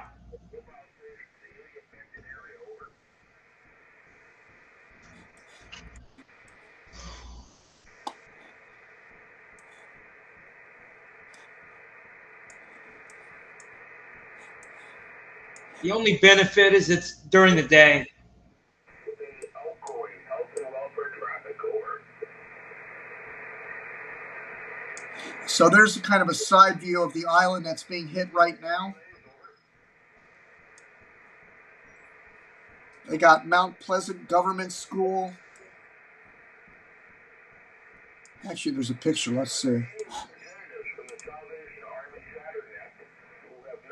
A boat up on the beach. I don't know what that means.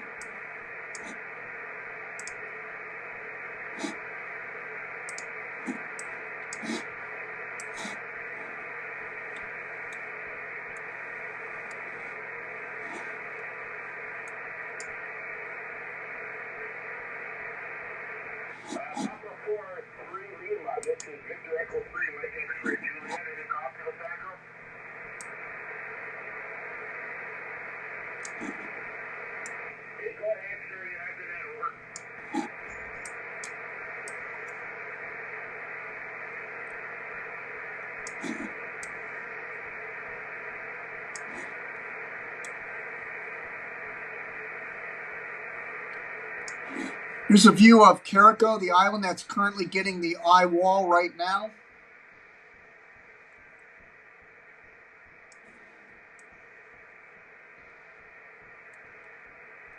Notice it's kind of sparsely populated at the north end here. Well, no, not really. Here, hold on. What is that? It's like an airport of some sort.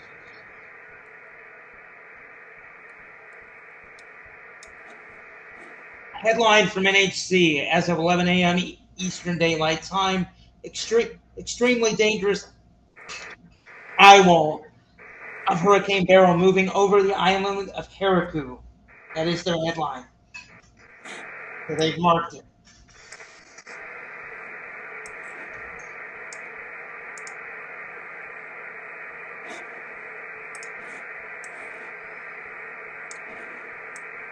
Winds 140, pressure 956 millibars.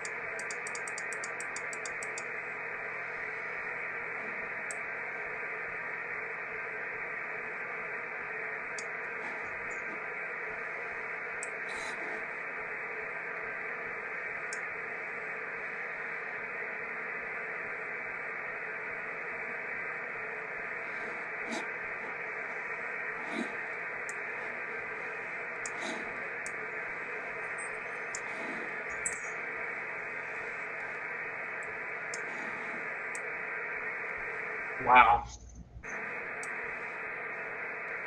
That's a typical building in that island that's getting hit right now. Guess it looks like a restaurant. It's a resort hotel. That's going to get mangled. Is that like a canopy or something? Yeah, look at the gutters. They're all going to get ripped off. Like the roof is. Yeah, that's gone. I mean, look at that roof. It's, I'd be concerned about this whole structure we're looking at. Oops.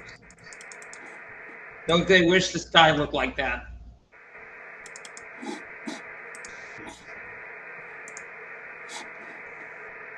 All right. I think yeah, here we go.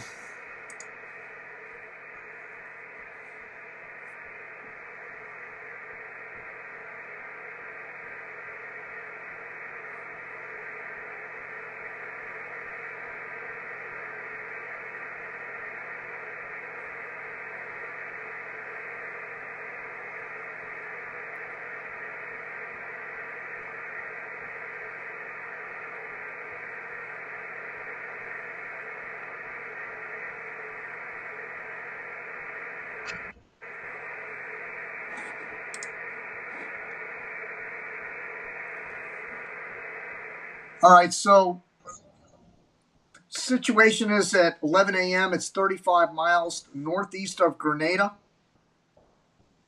15 miles east southeast of Caracal Island, and that's where the eye is right over. You can see in that image we have up there right now that the eye is. It's about to get in the clear right now. Winds are 140 miles per hour, moving west-northwest at 20, pressure 956. 956 on the pressure, so it's close to the HWRF is the one that pretty much nailed it. It's 11:05. It called for 11 a.m., so it's pretty much the Dead on. HWRF nailed this. Hurricane watch is up for Jamaica.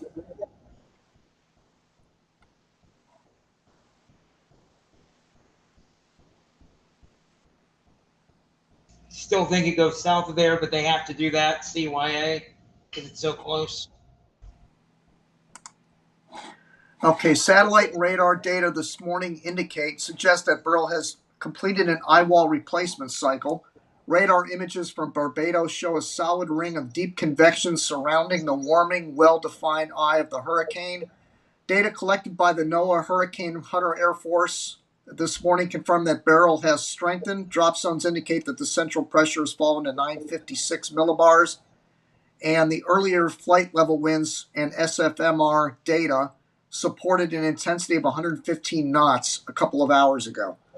The hurricane's satellite structure has continued to improve this morning, and recent objective satellite estimates justify raising the initial intensity to 120 knots. The core of the powerful hurricane is nearing Caracal Island. As you can see right there, they're about to get in the eye. The core of the hurricane is near Caracal, Grenada, and the Grenadine Islands, where conditions are rapidly deteriorating and residents should take action to protect their lives.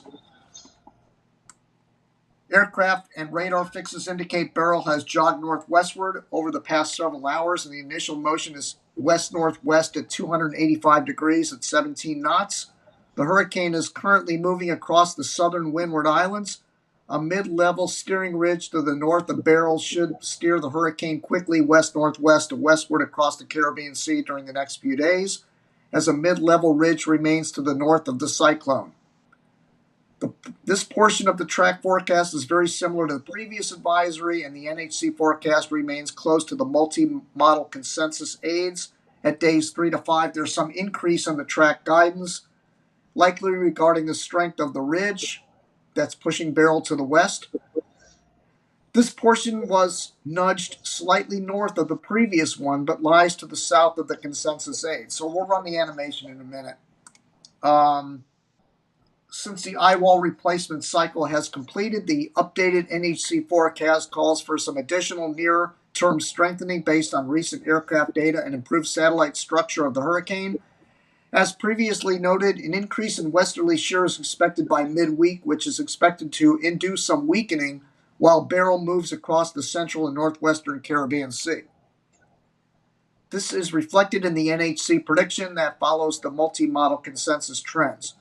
Regardless, Beryl is forecast to remain a powerful hurricane through late this week, and interest in the Northwest Caribbean and the Yucatan Peninsula should continue to monitor the latest updates.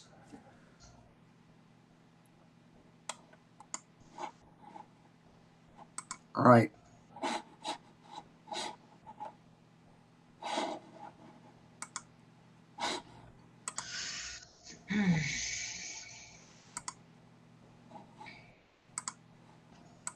Okay, so that's our current position right there. The eye is over Carico, and you can see on the radar.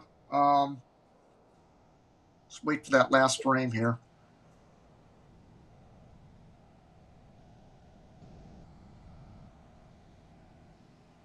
Carico's right in the clear. I mean, they couldn't, that island Dead couldn't be center. more dead center of the eye of that hurricane than what it is. So that island of Carico is going to get absolutely annihilated, along with the island just north of there. But anyway, here's the current position using the HERT track. And, whoops.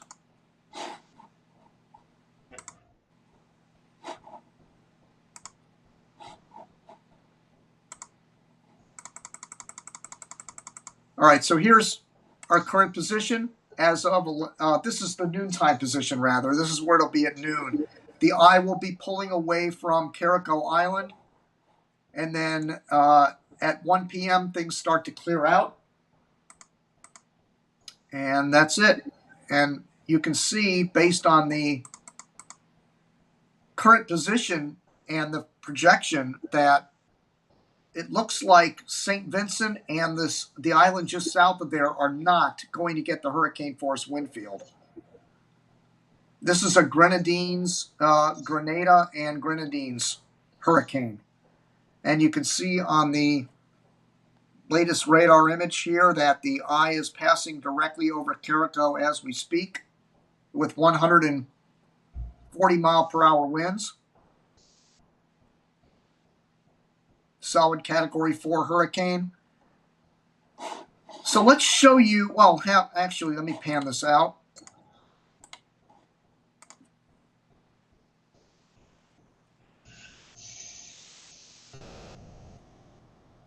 Let's go full screen on this, by the way. There we go. All right, so zoom out some more. Let's zoom in on the Jamaica Caymans situation and animate this and see how close it's going to get.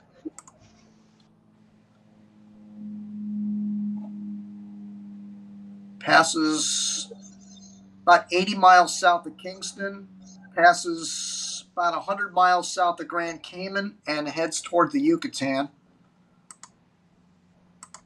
Again, that's the closest point of approach to Jamaica, is 80 miles south of Kingston. They do not get the hurricane force wind field, tropical storm force winds.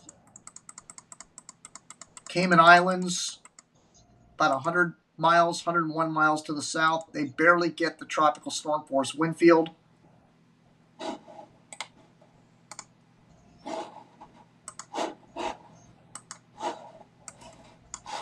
And let's look at the Yucatan.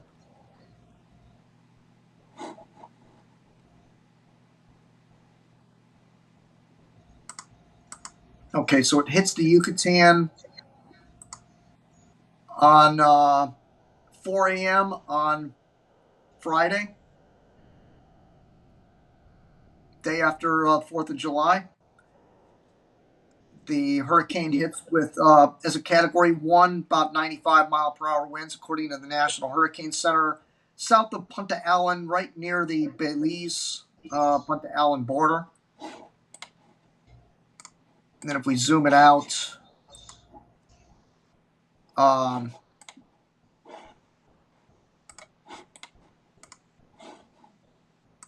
let's go up into the Gulf and see what it does at the end of the track from the National Hurricane Center.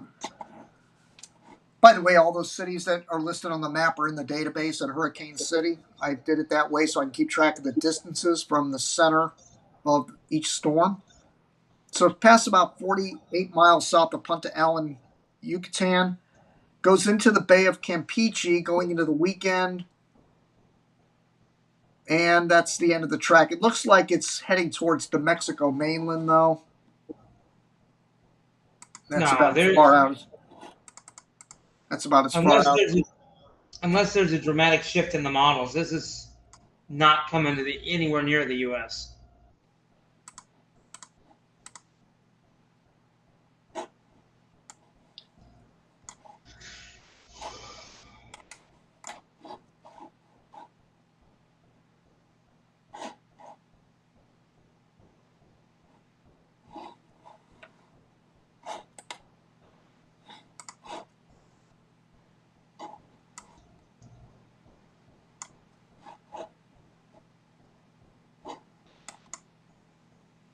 Let's see how the winds have increased throughout the advisories here.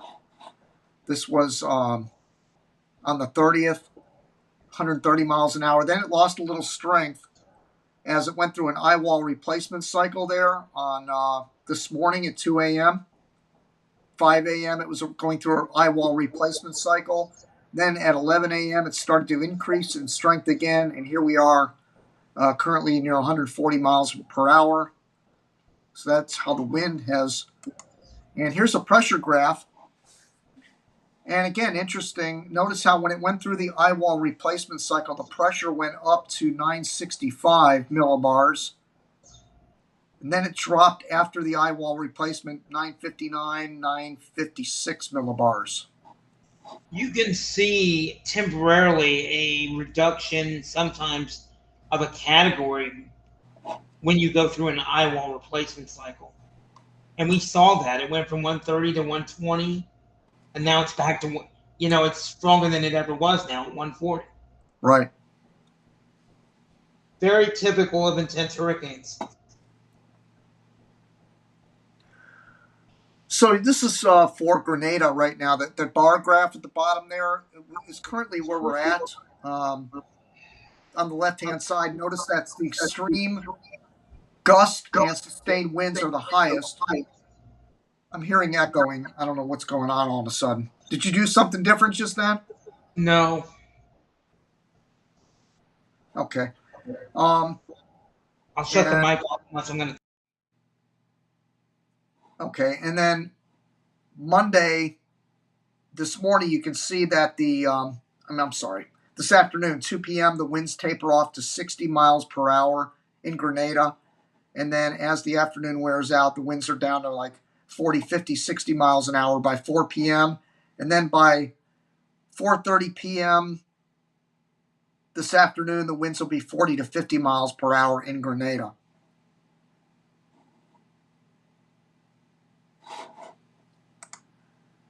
St. Vincent, they're getting gusts to 80.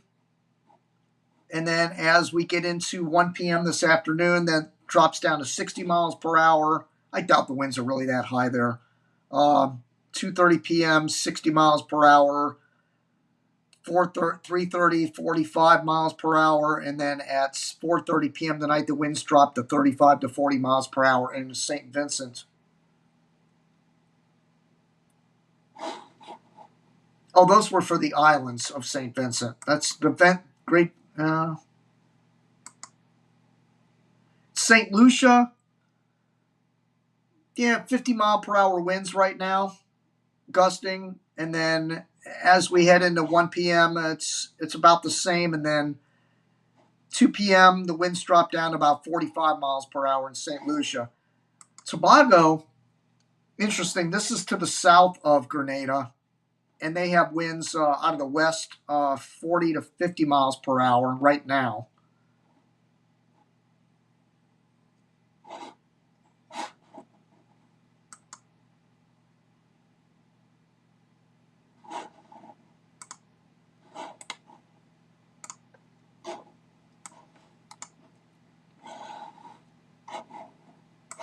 So that's our current landfall, our current position.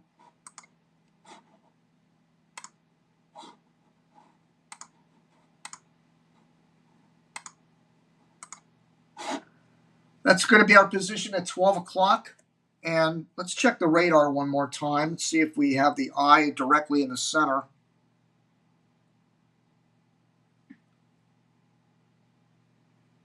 Yeah, the island of Carriacou is directly in the center of the eye right now. And actually, the radar is a little old, so it's probably the western eye wall is now approaching. There it is. The eye is right over Carriacou.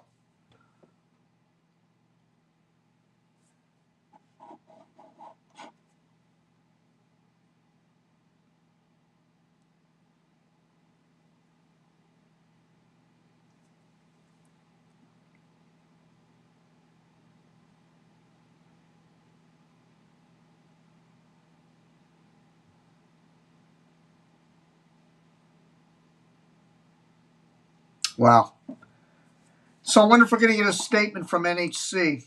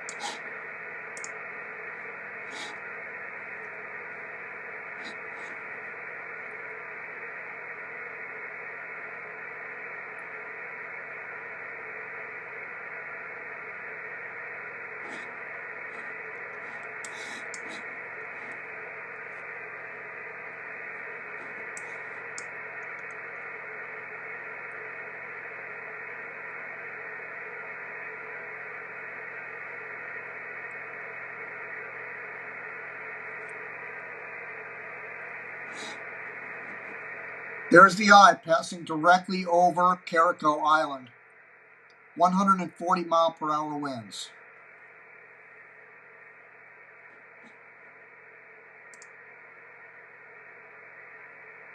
Jim, if you want to read the update statement from NHC at 11:10, they have that. They have that in an update statement. Okay.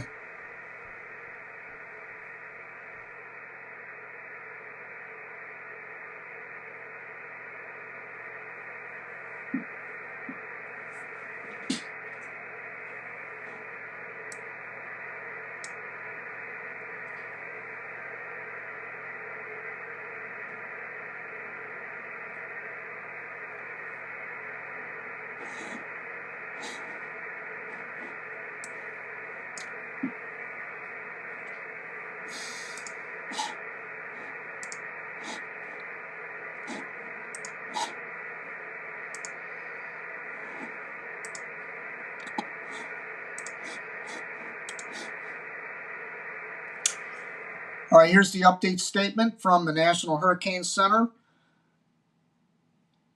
Satellite imagery and Barbados radar indicate that the eye of Beryl has made landfall on Carico Island at 11:10 a.m. Atlantic Standard Time. Data from an Air Force Reserve Hurricane Hunter aircraft indicate that Beryl's maximum sustained winds have increased to 150 miles per hour. So it's an official 150 mile per hour hit on Carico Island. Wow. Latest minimum central pressure estimated from the recon is 950 millibars. That's 28.05 inches.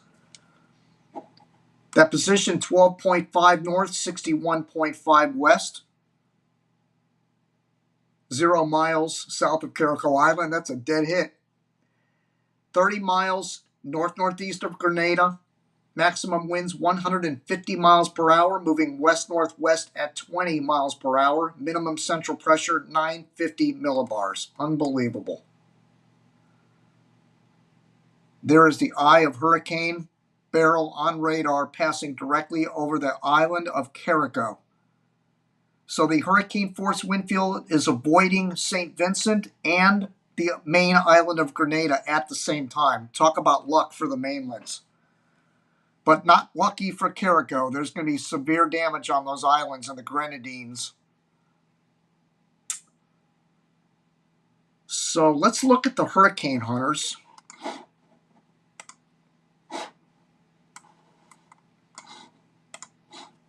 Let's look at that data the National Hurricane Center was talking about.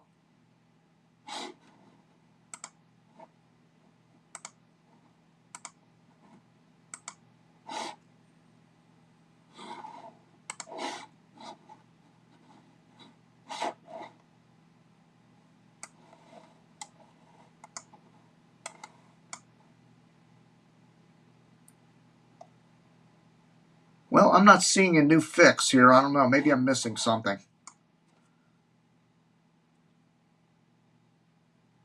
This was from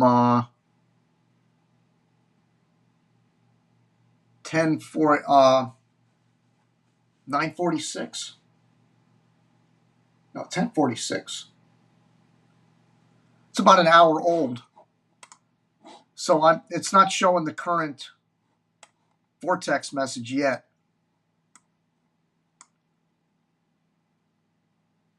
I wonder why. You know, there's a Hurricane Hunter program on the HurTrack. Let me see if that has. Let's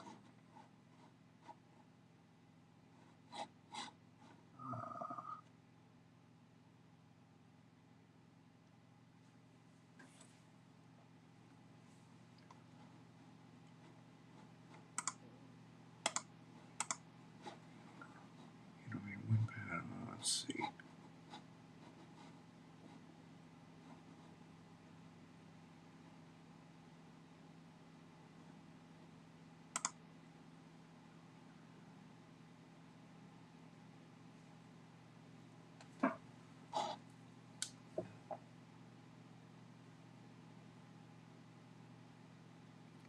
I'm just gonna, just for kicks here, see. Well, let me.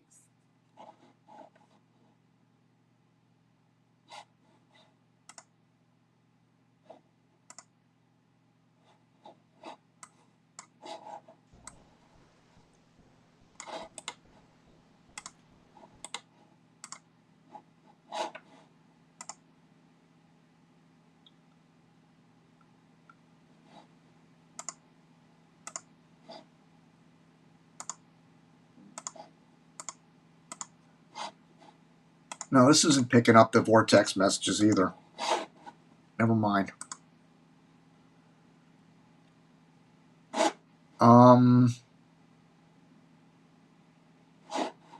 You tried on map at HD, right? Yeah, it's not updating the latest vortex message. It might just take a minute to show up.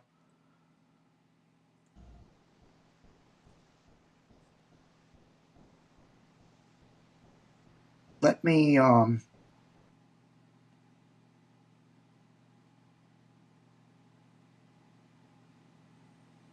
Let's see if that Lovell cam is updating you. Again, this is north of where the eye wall.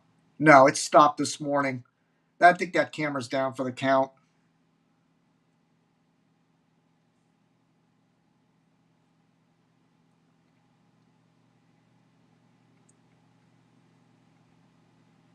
Here's another Hurricane Hunter video via Twitter of the eye wall, the eye of Hurricane Beryl. Beautiful.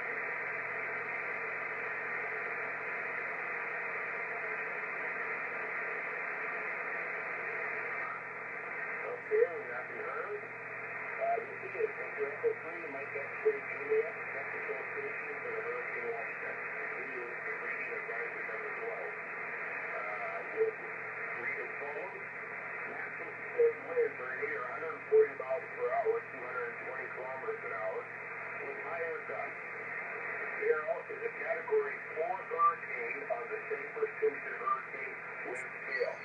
Fluctuations in strength are likely during the next day or so.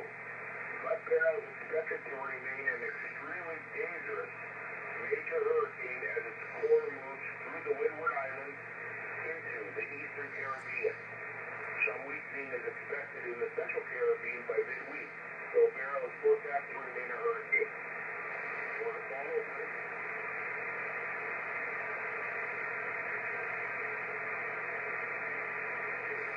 Hurricane force winds extend outward up to 40 miles kilometers an hour from the center, and tropical storm force winds extend outward up to 125 miles, 205 kilometers. The weather station in Ground Point, Tobago, recently reported sustained winds of 46 miles per hour, 74 kilometers an hour, with a gust of 54 miles per hour, 87 kilometers an hour. Trees, flooded streets, power outages, and storm surge flooding. Then the rain beams, Grenada, tornadoes, Hey Jim, save that Twitter, that last little thing you showed from Twitter with Caracal right in the center of it. Save that for the end of season show. It's beautiful. Your next immediate advisory will be at 2 p.m. Atlantic Standard Time, and the next. You mean like that? That, and there was one image you had.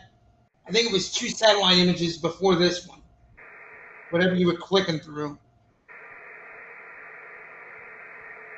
No, that one's just as good. Okay.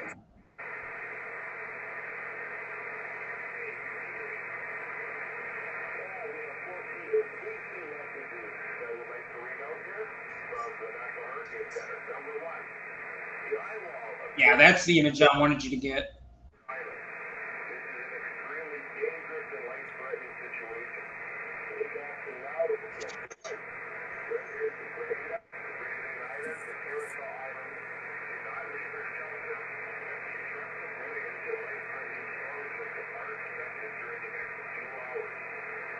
Yeah, you're using that same internet feed that I was trying to use earlier.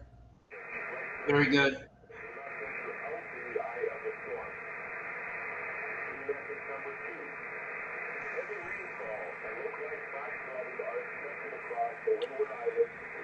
Storm surge in Barbados.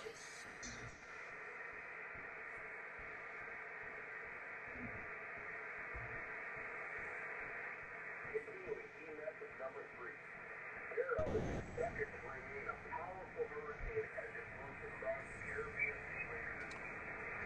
Hurricane watch destination for Jamaica, interest in the Cayman Islands, Belize, the Yucatan Peninsula, and the remainder of the northwest Pacific should monitor its progress.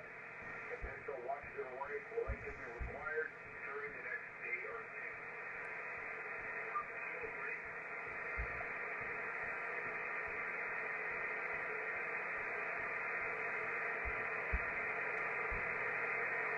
Continuing with the forecast position and maximum winds for Hurricane Beryl.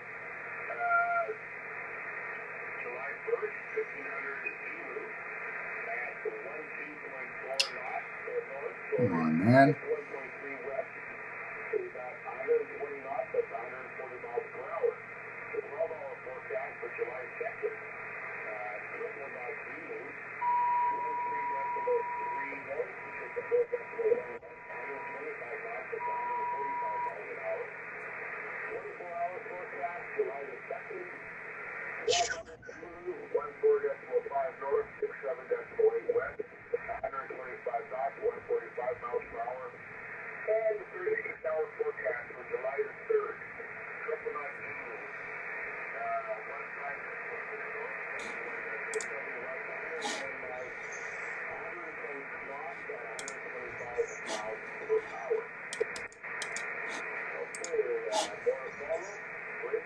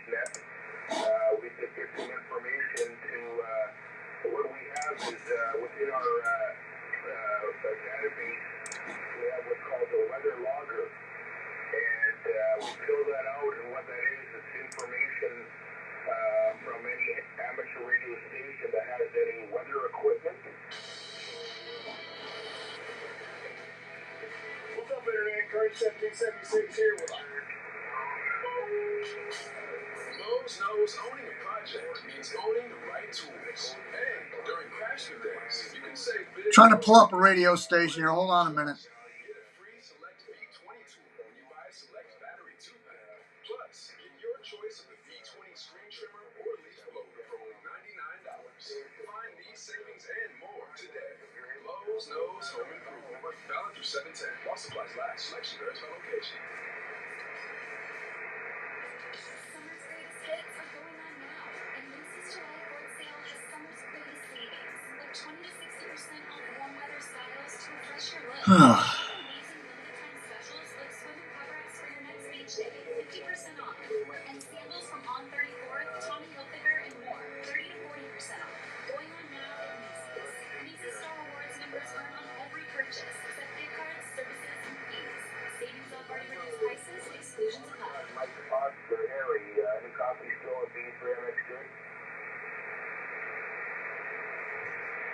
Where are you looking for radio, Jim? And I'll try to feed you links. Are you looking at some? I can't take any links. Where are you going to send it to?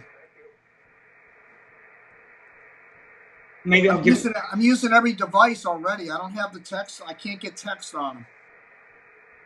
Well, no, I'll just tell you where to find it. Where are you looking? Have you gone to the other islands? Is that what you're doing? Because everything I see from anywhere around the Grenada is gone. It's not working right now.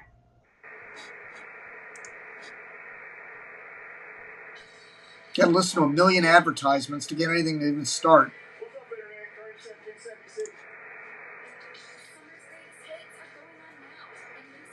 Nah.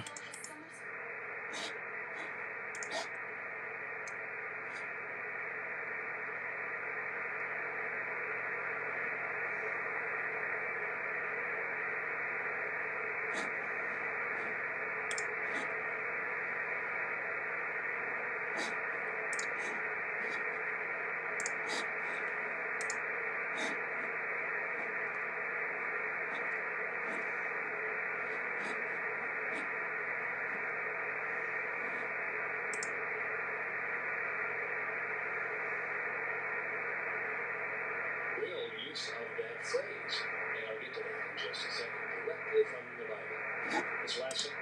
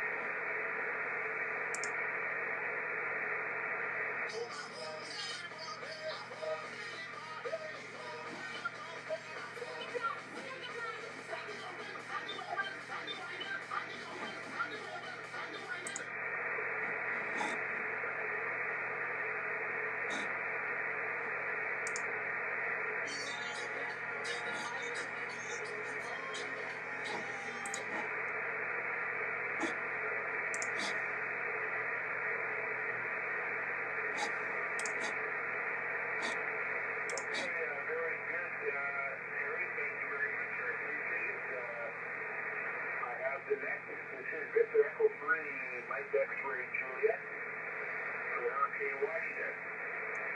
Let's see, Whiskey X-ray 4 and our Hurricane Center, WX4AHC, this is E302.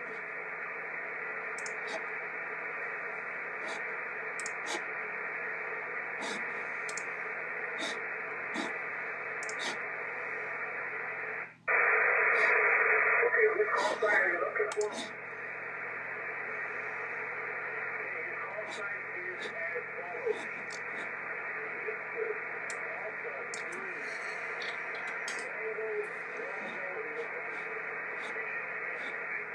Alpha 3, Tango, Bravo, November. Over.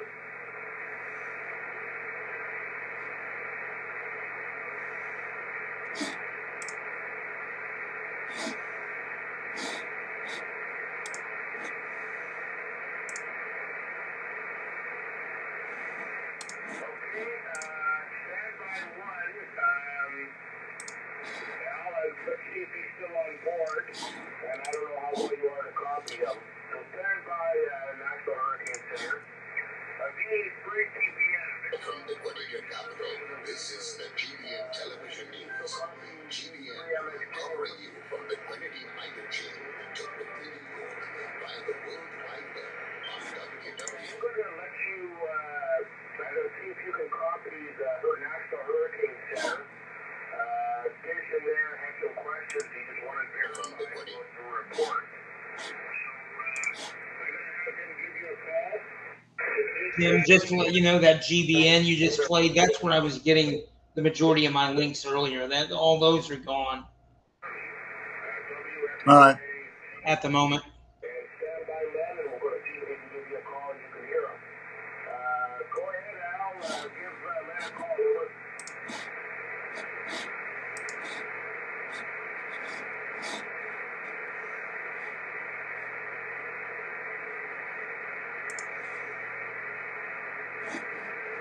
Yeah, everything's down from there. Were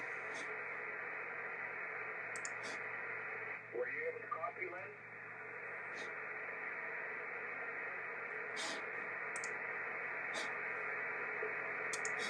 Okay, I have a great copy on you still. So, Len, if you don't mind standing by, I will relay, and I'm going to ask Al, the National Hurricane Center, a specific question. So, break with you. Whiskey 4, November. We're looking at a very short archive here, but it has to be done. Oh, right.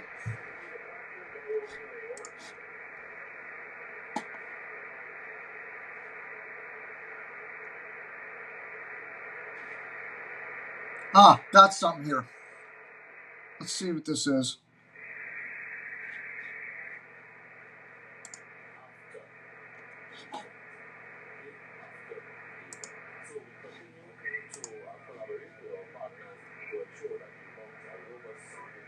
Oh, by the way, there's the latest vortex message. Let me pull that up. 950 millibars.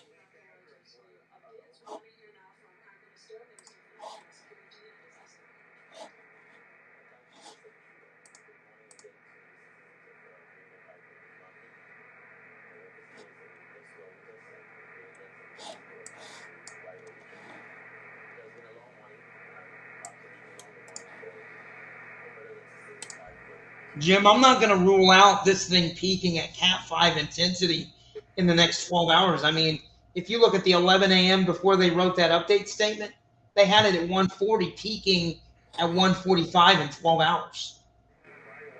Hmm. So could it make a run at 160? This thing's surprised us the entire time.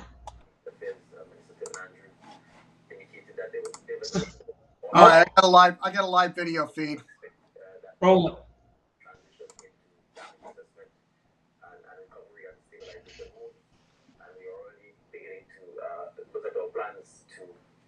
Can you hear that okay?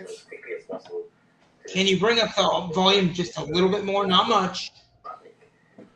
We have reports of extensive storm surge. We have That's reports good. of extensive loss of roof and damage to buildings. There is no electricity on any of the islands, and communication is also difficult. Because of the rough seas and because the eye of the hurricane has just passed over Carriacou, we anticipate that we may be in for another 3 to 4 hours of intense wind, of strong storm surge, and there is the likelihood of even greater damage. And so in the circumstances, we have to continue to hunker down. We have to continue to pray for our brothers and sisters in Carriacou and Petit Martinique, and we certainly hope that the hurricane moves on quickly so that we can get the opportunity, hopefully by late evening, to begin the damage assessment and the recovery operations. We will be working closely with our regional partners to make sure that we can do so. We suspect that Union Island is also bearing the brunt of some of the effects of the storm. I have been in contact with Prime Minister Gonzalez. He will provide an update to the region in relation to Union Island, but we will take a coordinated response, given that they're all Grenadine islands, to make sure that our citizens, brothers and sisters in the Grenadines are well served. I have already instructed the Housing Authority to make available to the citizens of Carriacou and Petit Martinique the Chinese-built affordable homes, so that if necessary, anyone who is without a roof over their head can have immediate access to the site for temporary housing.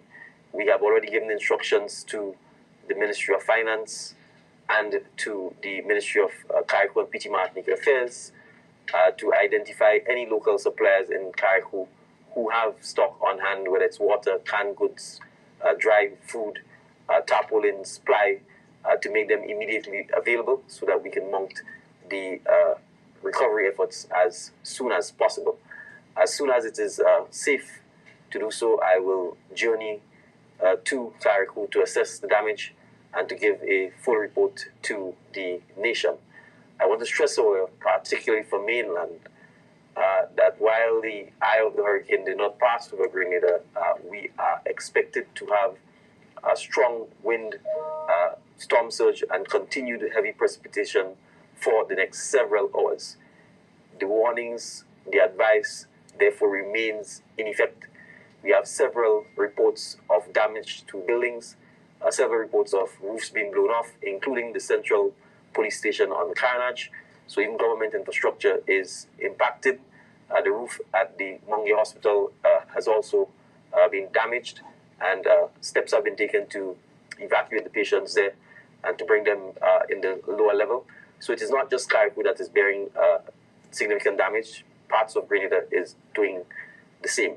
And so we want to urge you to remain safe, to continue listening to the advisories that comes out from NADMA and the Met Office. To our citizens who are at the shelters, we are going to ask you to bear with us. It is not safe for us to send persons out on the roadways at this point in time to provide any further support or relief or supplies to you. So we're going to ask you to hunker down. The Met Office will be monitoring the system. We are prayerful and optimistic that by late evening it may become a bit safer for us to send relief out to you. But we ask you to bear with us because we their feed just went out. want But to make sure that we do not endanger the lives of any. you notice that backside eye wall is now hitting the island of Carriacou, and it's going to be devastating. That backside eye wall is really intense. We will try to do the damage assessment as quickly as it can be done and in a safe manner. And then once we're able to do so, we will provide further updates to the nation. So again, widespread reports of destruction and devastation in Carriacou and Petit Martinique. We expect that we will still have very strong winds, storm surges, and more rainfall for the next 3 to 4 hours. So we have no choice but to continue to pray, to continue to hunker down, and to be safe. We do not have, as yet, any report of any loss of lives or injuries to persons, but that may change quickly. As you'd appreciate, in half an hour, Carriacou was flattened. And so you have to appreciate the ferocity and the strength of the hurricane, and therefore we are not yet out of the woods, and we are not able to say for sure that no one has been injured or there's been no loss of life as a result of the hurricane. But we will continue to receive the information. Of course, communication is now more challenged, but as soon as we have reliable and accurate information and we're in a position to share and update, we will continue to do so. So again, thank you very much for being good citizens. Thank you very much for the prayers and the support, and we'll continue to work through this difficult time. Rest assured, however, that Grenada will emerge from this stronger, more united, and better able to deal with hurricanes and other climatic events as they no doubt will continue to happen in the future. Thank you. Thank you, Mr. Prime Minister, for your thorough updates and reminders. I want to say thanks again to everyone who has been listening and following the protocols especially. And big shout outs to our team at GIS, TNR, GBN, Bill, are and you MTV still and all the there? other media You still with houses me? who have been carrying and ensuring that. Yes, well, I'm going to help you.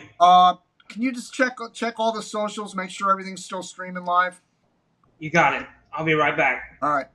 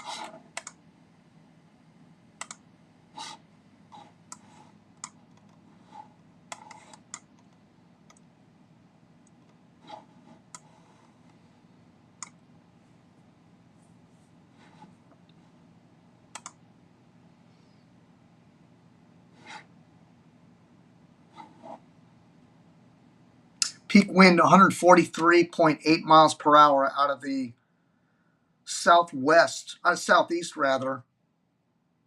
That's based on the Recon SFMR, which are the instruments they put on the aircraft to measure the sea foam on the sea surface to see, it's basically a process they use to measure the winds at the surface from the aircraft, and they're showing 144 mile per hour winds out of the southeast. And that's what's hitting the island right now. Again, let me pull that image up. You see that backside eye wall hitting Carriacou? Socials are fine.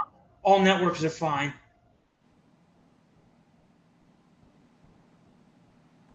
I have an ad. What happened there? What? All the social networks are fine, Jim. Okay. So as I was saying, we have 950 millibar. That's the latest Hurricane Hunter fix. Okay,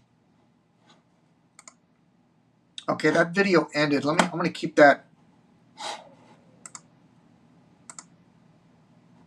What was that?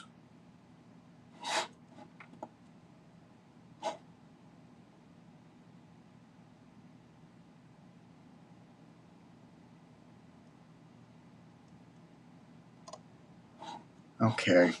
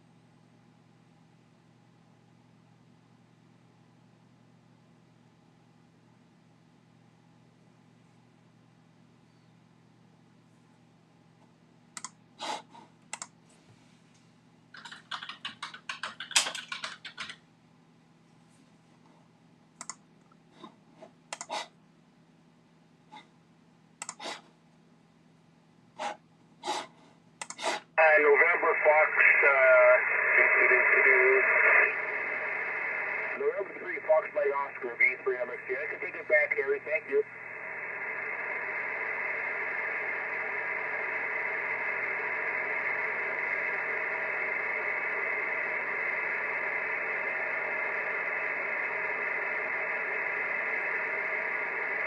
Okay, thank you, Harry. Appreciate all the help. And thank you, guys. Kilo 4 Golf Hotel Quebec. Great job, both you guys. Thank you very much. Great with you. Let's see. Kilo 1 Yankee Oscar. Bob, Kilo 1 Yankee Oscar. Any comments on Victor Echo 3, Mike X-Ray Juliet? Over.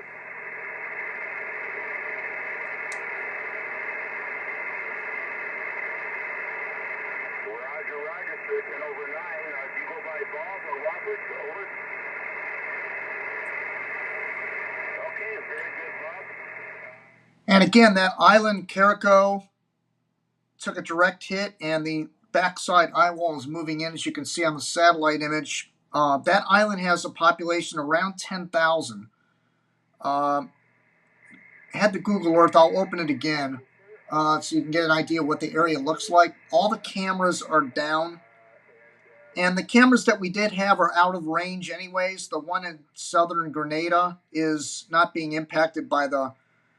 well, they're getting pummeled pretty good in Grenada, but the one up in St. Vincent is out of the range of the core.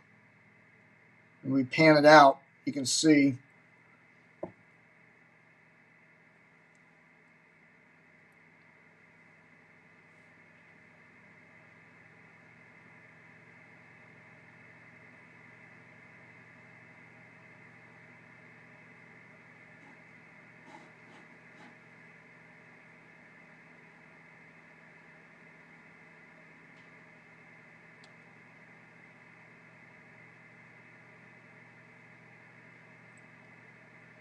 You know what? I want to pull up a visible of this too, because I want to see the mesos vortices in the center. So let me do that real quick.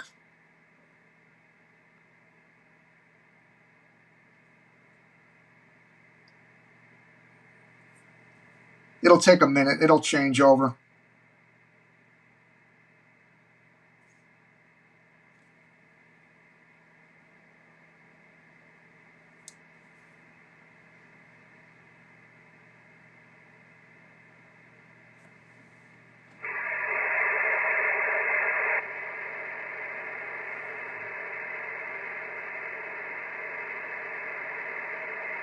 Yeah, there's one right in the middle, right dead center of the eye.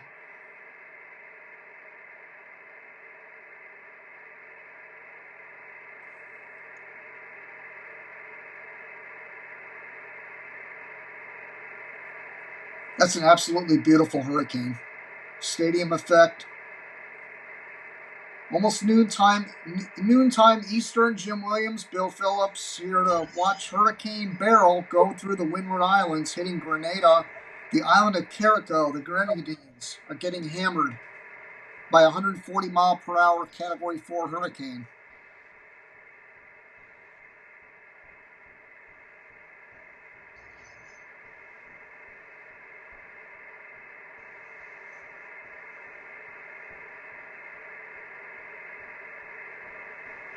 And legit Cat 4, we have recon to support that. I mean, SFMR 144 miles an hour. I mean, that's about as legit as it gets, sort of surface observations.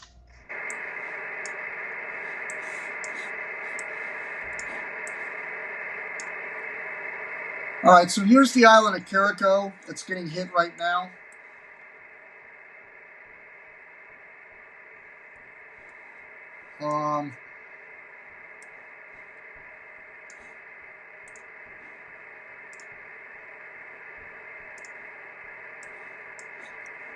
The island is about 15 miles north of the main island of Grenada.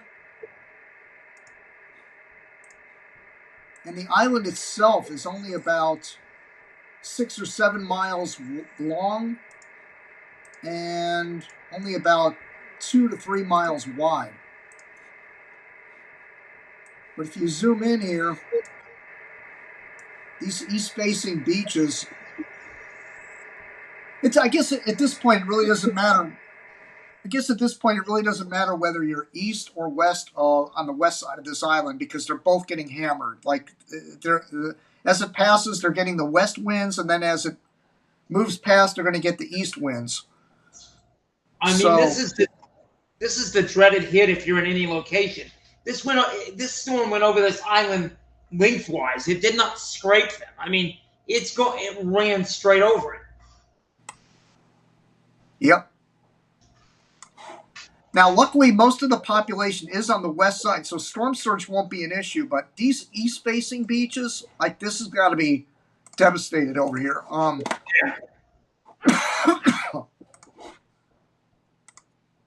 There's a couple of pictures. Let's see. Yeah, I mean it is a little bit elevated there. Any more photos? Yeah.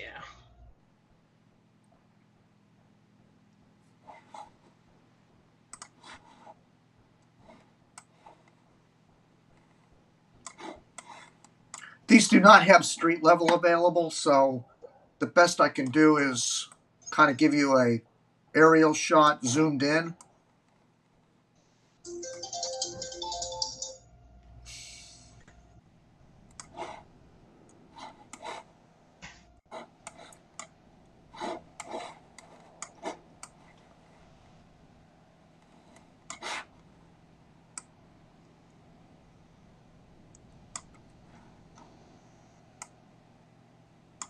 I feel like there's a lot of, metal roofs here. They look like metal roofs.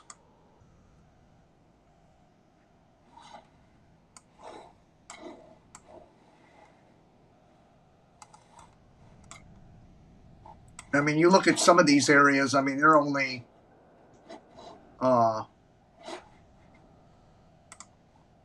that's a quarter of a mile from the beach, not even, a lot of these buildings.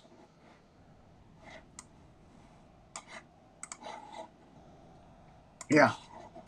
So they've got to be storm surge. I mean, this storm surge has to be pouring in here.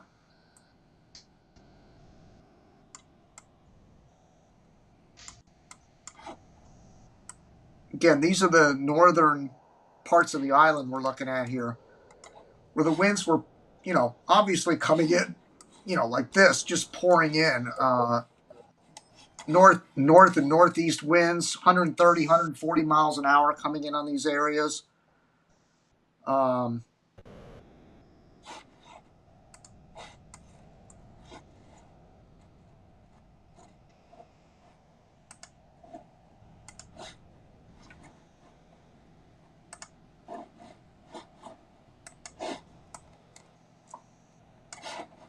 Here's another picture up here. Let's see what this is.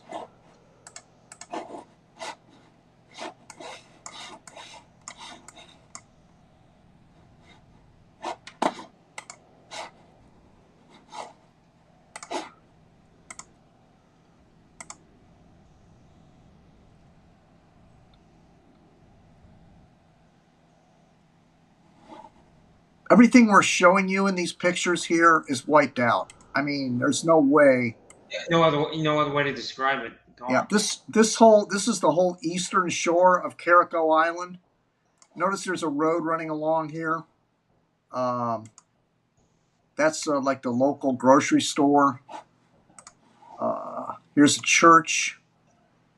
Oh, no map, no picture. Here's a typical house.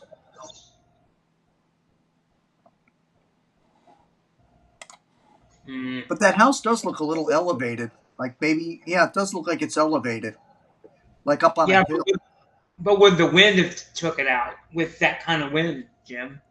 Yeah.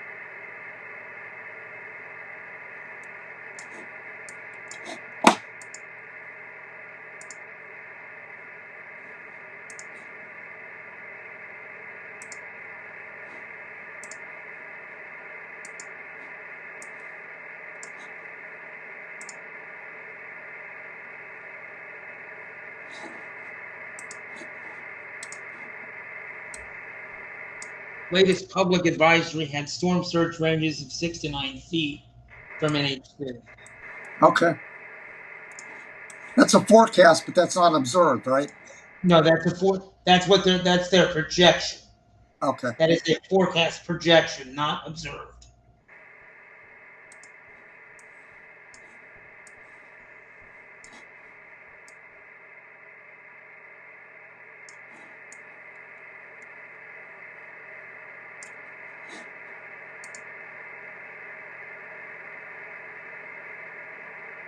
You know, that got destroyed. That's right on a hill in the middle of the island. Looks like a solar farm out here.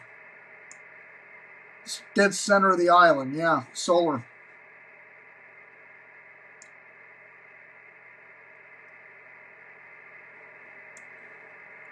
It's cut into town of Bogles. Going to keep an eye out for that. Reports from that town called Bogles. I think that's going to be heavily hit.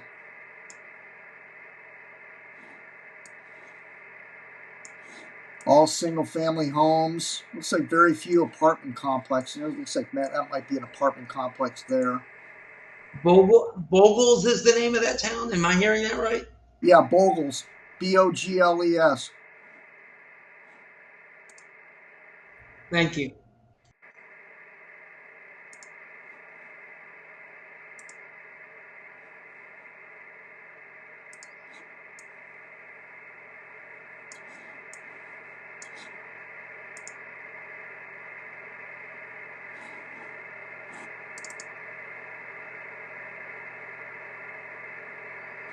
There's a shot from the east-facing beaches on toward the southeast part of the island.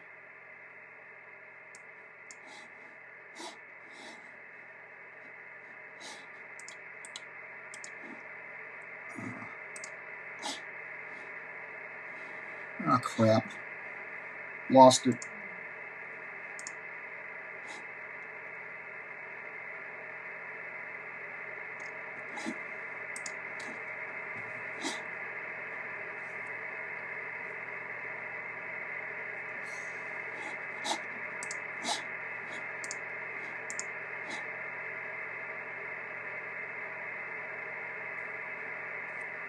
Well, the hurricane hunters are doing a lot of work out there. Waiting for another vortex message.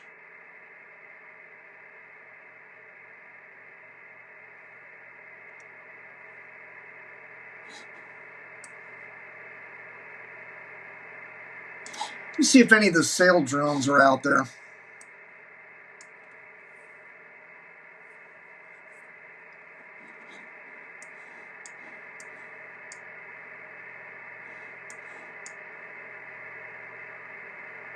No.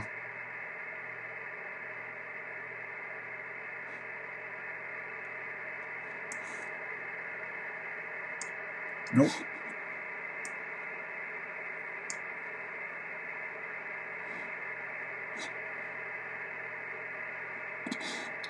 Again, we pull up these elevation maps.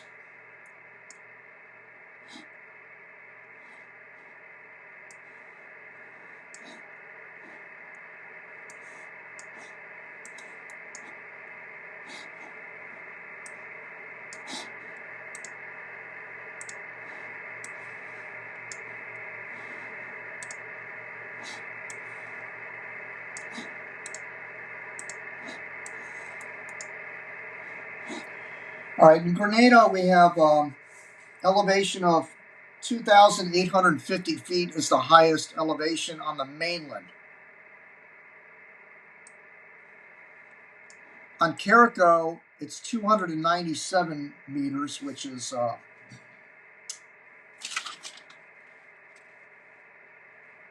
they'll give me 297 meters in feet.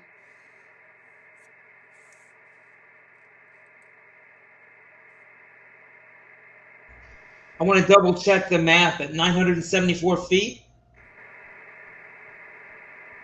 That's about right. That's the highest point of that island, too, by the way. Yeah, that's what I ran it. I took your number and ran it 900, and it spit at me 974 feet.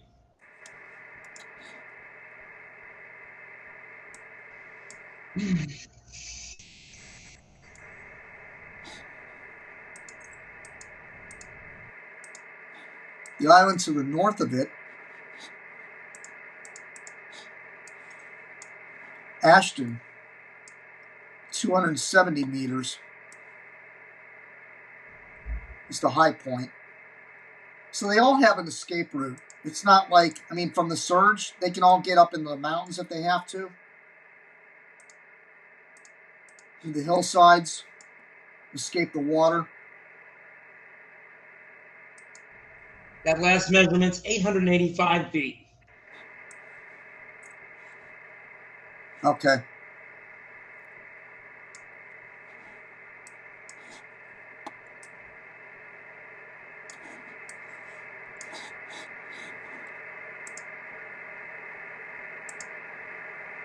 So that island we were just showing you, which is down here,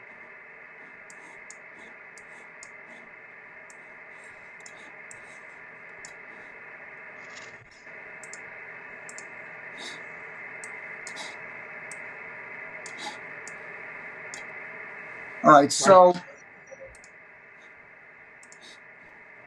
we were looking at this stretch of coastline, like up in here. Mm-hmm. Actually, hold on. It was more down here we were looking.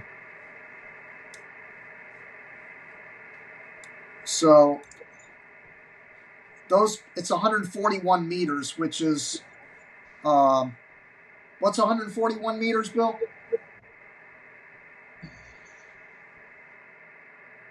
One second.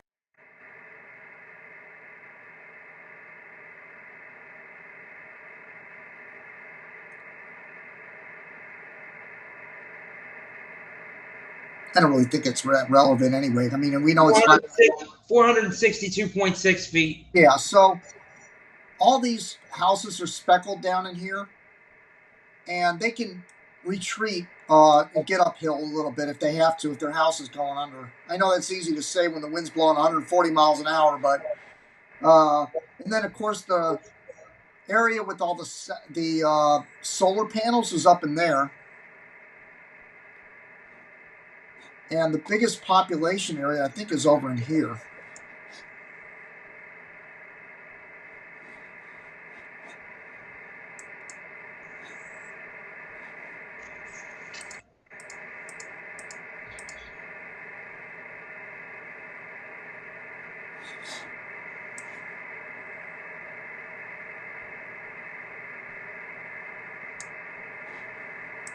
Rainfall potential from NHC, 10 plus inches locally.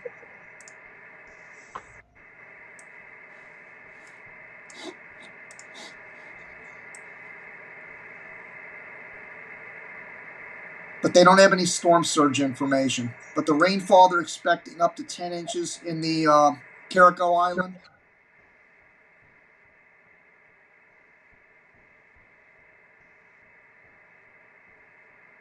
Looks like Jamaica's going to get some good rain out of this too, up to half a foot or more. Of course, that'll get updated. And Jamaica's been an extreme drought. I have a friend of mine that lives there. He's been asking for rain. Well, you're going to get it. There's our wind history from the National Hurricane Center. The red is the hurricane force wind field, and as you can see, the Grenadines are completely under the hurricane force wind field. And Barbados, St. Lucia, and the island of St. Vincent are not under the hurricane field as of yet. Look, Grenada might get just tapped. I would imagine that north tip of Grenada, the mainland, is getting hammered pretty good. By the way, none of these areas are in my top 20 this year. And, I mention that religiously when I do these hurricane warning shows and when I do the predictions, that there's going to be areas hit that I don't predict, and there's sometimes the most intense hurricane of the year. Not to say that this is going to be, but the most intense are hit areas that I don't predict. What my predictions are based on is a numerical prediction that I put together going back using historical data in combination with what's projected with ENSO and the North Atlantic Oscillation. So it's a combination of two things, but it just didn't line up. I felt there was going to be a westward push in storms this year, especially when you're talking early like this. I really didn't expect it to start this early, because this later in the season the high tends to break down a little bit more, and you have more breaks in the ridge, so you get them a little bit further north than you do at this time of the year. In June, July, August, you get them further south. So I was projecting something later in the season, not later, but later than this, like August or September. So that's why I didn't have the Windward Islands in my top 20, because they tend to get hit early, and I wasn't anticipating this. So that's my explanation for not having these. However, down road, I do have the Caymans and Cozumel and Cancun in my top 20. In fact, I have Cozumel at number 20 and Cancun at number 15. The Cayman Islands are number 5. So all they would have to do is get tropical storm force wind field, and it would count as an impact. So just want to let you know how that works. I mean, remember, this is the strongest system we've ever had for June. So there's no throw out any historical data you would use for forecast predictions. I mean, we kind of just rewrote the record books. Yeah, this was unusual. So, in fairness to your predictions, it is what it is. Yeah. So here's the outlook from the National Hurricane Center. Of course, there's Beryl on the map, and you got this area 96L out of the East Atlantic that's probably going to develop. A lot of the models are indicating this is going to be like a tropical storm going through the Leeward Islands, a little further north than Beryl, and they have it going into the Western Caribbean, but not turning north. Just like Beryl is not expected to turn north. It's supposed to plow into Central America or go into the Bay of Campeche in the Southern Gulf. So 96L is going to kind of follow in its footsteps. Chris made landfall this morning as a tropical storm, 40-mile-per-hour winds south of Tuxpan and north of Veracruz. So neither one of those cities were really impacted. So that's the latest there. All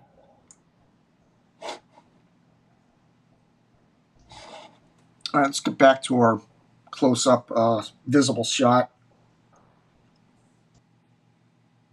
Let's go back to... If that other disturbance behind Beryl gets a name, the next name would be Debbie. Yeah, that's right, Debbie. Yep. Debbie, then Ernesto, Francine, Gordon, Helene, Isaac. And the I names have been a real pain in the ass lately. Especially for the U.S. And we always have Isaac Storm, So now we'll have 2 Isaac Storms. So we got to hope that this Isaac doesn't amount to much, because then we're going to have 2 Isaac Storms to reflect on. Yeah. That's reference to 1938, of course. Well, the only... am I right about that? Yeah, I am. I was watching a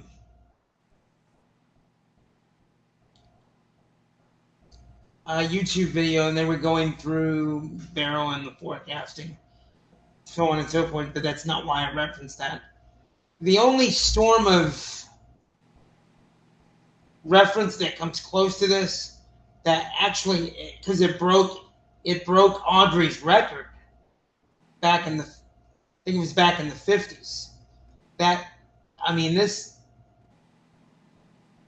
You have that as a reference, and this is the earliest storm on record since 1933. We broke that.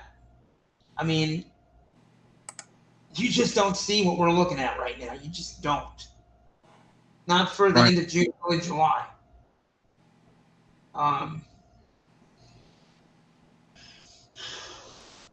Yeah, Audrey was what? That was let me see here. 57. Well, I know it was 57. I'm just trying to look at the thing of the dates. Let's see.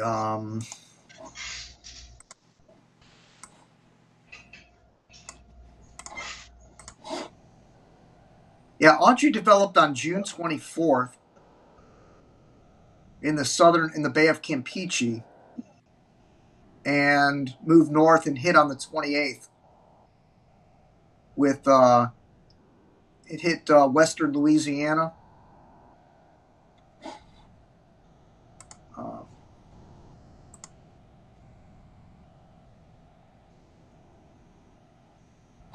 Well, let me look in the trusty database. I'll be able to tell you what the pressure was. Yep. That would be western Louisiana. Cameron, 57. 120 mile per hour winds. That's from HERDAT, so it's accurate. 120 at landfall, so this does beat that. Yep. Thousands of buildings were destroyed in Audrey. That was June 27th that made landfall, actually. Between 90 and 95% of the buildings in Cameron and Lower Vermilion parishes were damaged beyond repair. 13-foot storm surge. 556 killed, 144 mile per hour over gusts, and over 40,000 homeless in Louisiana. Pressure at landfall 959. So this beats that. This was 956.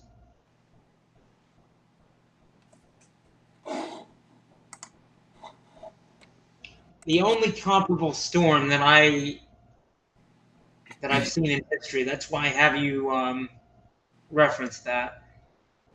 Well, actually, the landfall is 950 on this one. Oh, that's right. Too many numbers going around my head. You're right. It is 950. They with that last vortex message.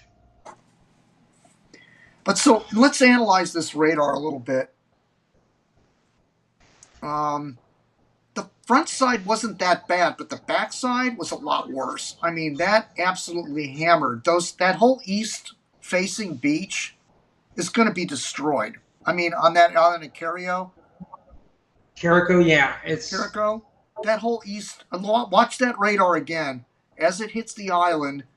It the western eye wall kind of breaks up a little bit. Boom, right there, and then they get the calm, and then that red comes in there, and those red bands are what just as devastates buildings. I mean, damn, right there. Let me pull the Google Earth up again. Let's look at that real quick, because I know exactly what area got the worst now by looking at that radar.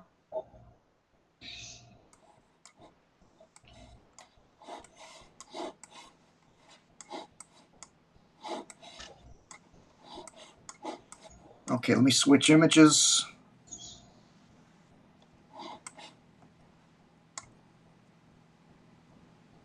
So this area right in here,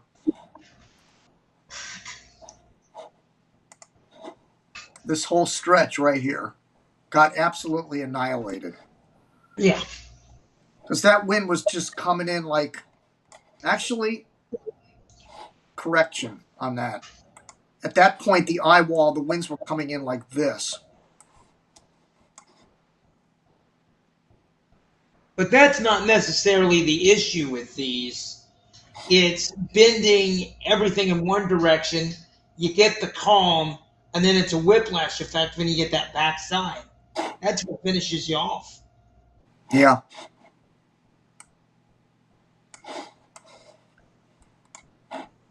So this stretch of coastline, this area right in here got it the worst from looking at that radar. This whole area right in here. And the solar panel farm is right in the middle. That probably got destroyed. It'll be interesting to see how that solar panel farm survives, because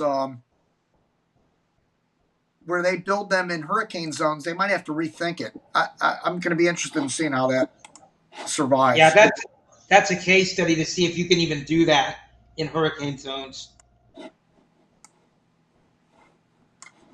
But yeah, these buildings in here, all these right in here, the wind was just pummeling them coming in here on that backside eye wall. I guarantee you, every single roof in that yellow area there,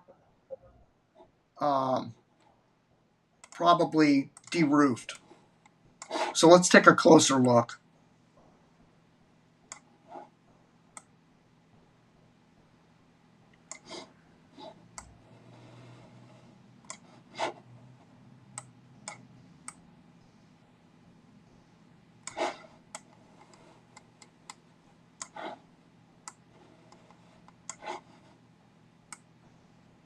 Sad. I mean, all these homes in here, all of them have to be de-roofed. They all look like, single-family homes, regular residential neighborhoods. You drive through, they look like nice houses. I mean, some of these are quite nice spreads. I mean, they look like they're 2,000 to 3,000 square foot homes. And then you got others in here that are kind of small, but the roofs look pretty solid. I mean,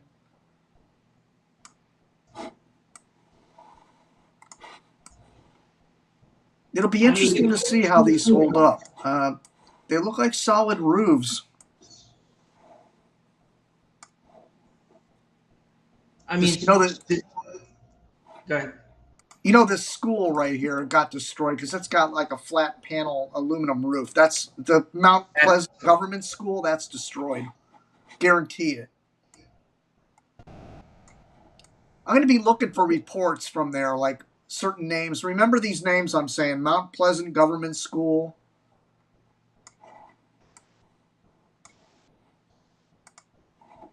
You got a name on any of these complexes or housing developments? Mount Pleasant. Anything but that right now. Black Sands Beach. There's a shot of like the coastline.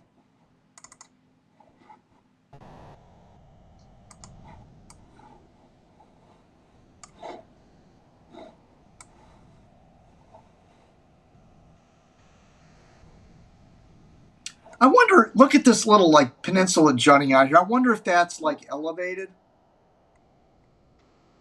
Let me see if I can get down the street.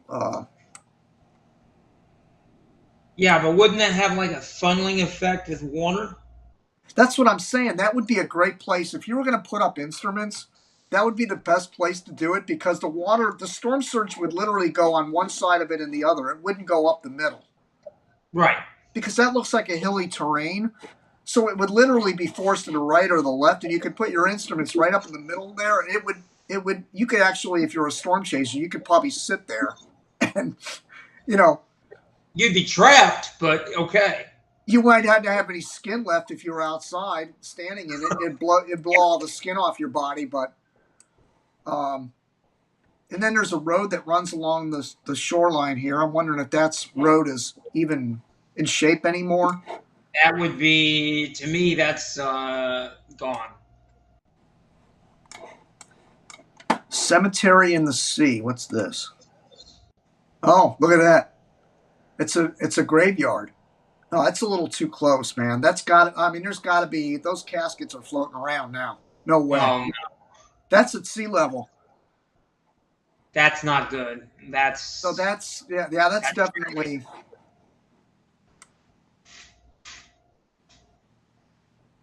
It looks like it's quite expansive going back. Looks like this whole area here is a cemetery.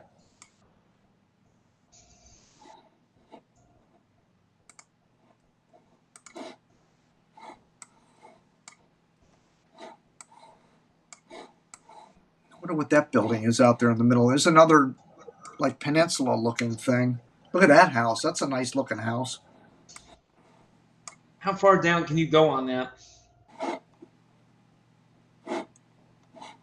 That's it. It's not a No, clear. it's a straight satellite image. I know.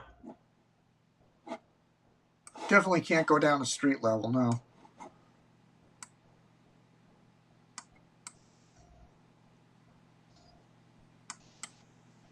Well, Yeah, that's where the areas that were getting slammed. Like just the winds were coming in like this on the backside of that eye wall. and then they're in for a very scary night when it gets dark. Even in Well, the they afternoon. got 6 hours or so of daylight still to pick up the pieces. At least figure out what they're going to do for sleeping arrangements. Yeah. Figure out what's left, what's usable. And then you wonder, do they have any bunkers on this island? Are there any fortified homes in case everybody's deroofed?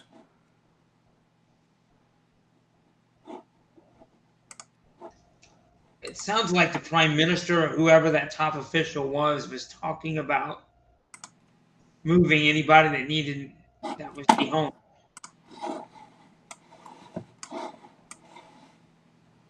So, I'm going to pull up that radar again and see what the backside did. Okay, Barbados radar is having some issues.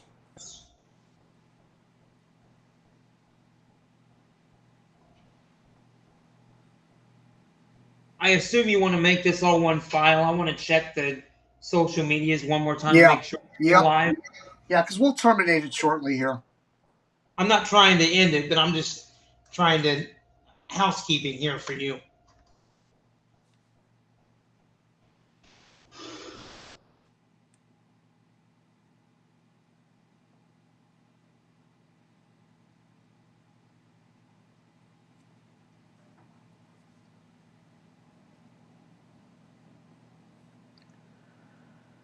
Okay. On the backside, oh yeah, that south end got really hammered hard too.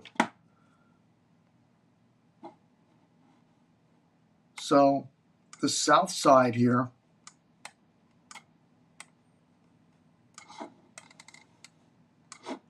Tyrell Beach. I mean, the wind, think about this. The wind was coming up like this based on that radar presentation. Let's look at it one more time. Watch it. Watch as it's passing the island. Bam! That red band forms and plows right into the southern side of that island. So let's check out what's there.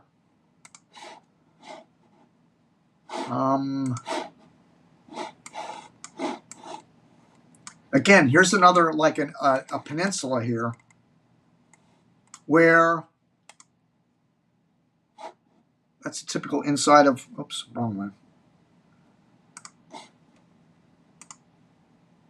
Here's a typical building right along the coast. It's another shot of the area that was impacted. Crab House.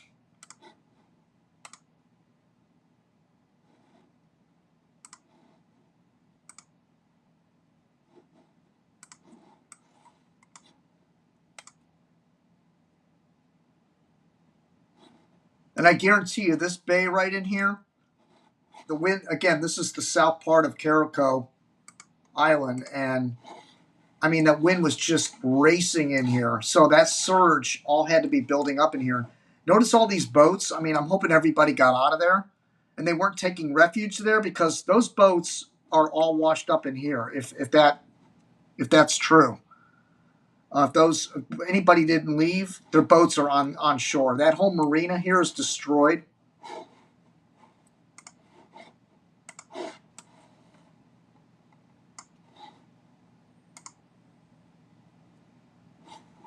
All this area, all these pictures I'm showing you are completely destroyed. I mean, by storm surge. There's no way around it. Look at the bay. I mean, that'd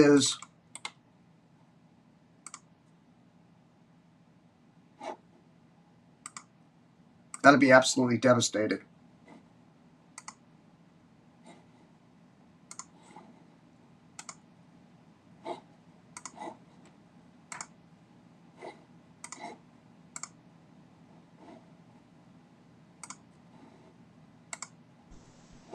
all three social networks continue to perform Good. very well.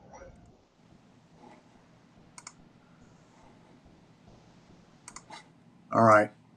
I was just showing the area that when the eye wall passed, again, here's a picture of that eye wall. So the red band on the backside, it hammered the whole south part of that island too, and raked the west coast. But the west coast, it was southerly wind, so they didn't get a surge probably on the west-facing beaches, but on the east-facing beaches and the south-facing beaches, absolutely destroyed. I mean, there's no question. Watch that radar one more time. I mean, it's just an incredible red band. Watch it one more time. Eye passes directly over, and then bam, that red part. Although it weakened a little bit as it passed over the island. Just to put this, let me pan this out a little bit. There it is. So again, there's the south, the little marina area. It's like, and notice the shape of the land like this. So that water is pouring up in here. There's nowhere for it to go. It's like the Gulf of Mexico, miniature-sized Gulf of Mexico. And like I said, all these boats over here, I hope they got them all out, because if not, they're all going to be up in here.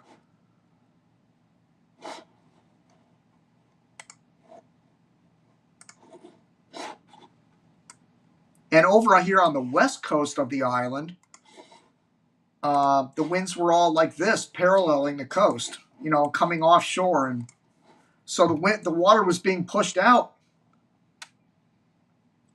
Not to say there's not going to be a lot of wind damage, but when you consider the elevation,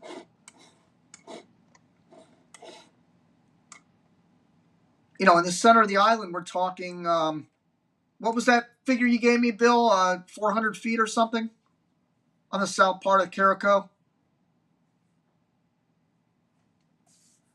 It's Carico, let me see. I should have been keeping notes while you were talking. But anyway, just for those of you just joining now, we did have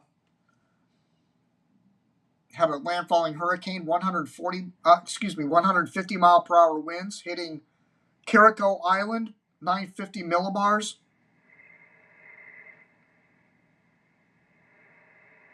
Monitoring the Hurricane Watch Net. It's on and off. They're just making calls. I haven't heard any replies yet.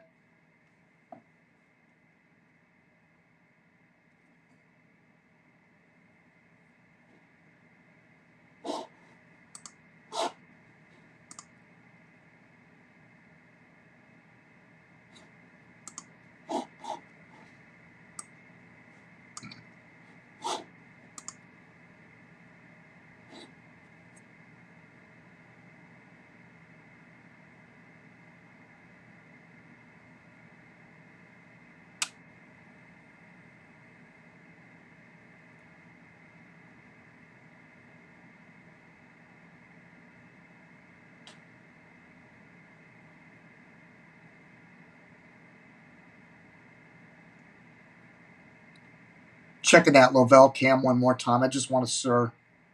No, the last it updated was early this morning, 9:49. I think a lot of the Barbados cams are still going, but I mean, honestly, it's tropical storm conditions for the most part on a lot of those islands. It should be calming down right about now.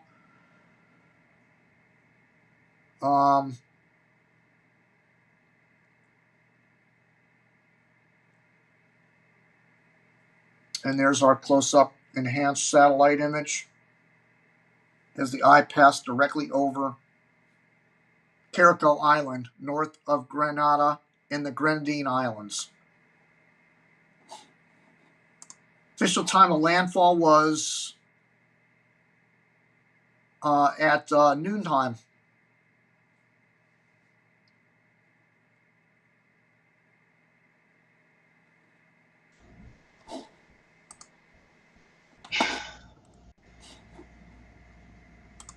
That very rarely do you see a satellite shot like that. I mean, that's. There was your landfall time, 12 noon, 950 millibars, 150 miles per hour. It's going to be total devastation on the island. Like I said, those right-facing beaches and the south-facing beaches, absolutely devastated by storm surge. Probably, and I can't estimate this, but I mean, a typical storm surge. Oh, that's what we forgot to do. Let's show the animation of what happens when you get that kind of wind.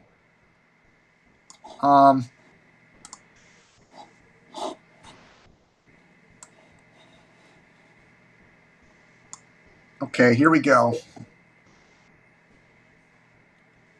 So here's what happens. This is Category 3. And as we go up, you'll see that the houses peel apart. And then you get up to Category 4. The whole roof comes off the building. Trees snap in half. Category 5, complete annihilation. This was not Cat 5, but let's stop it at, again, this is Category 1 right here. You get a little bit of roof stuff.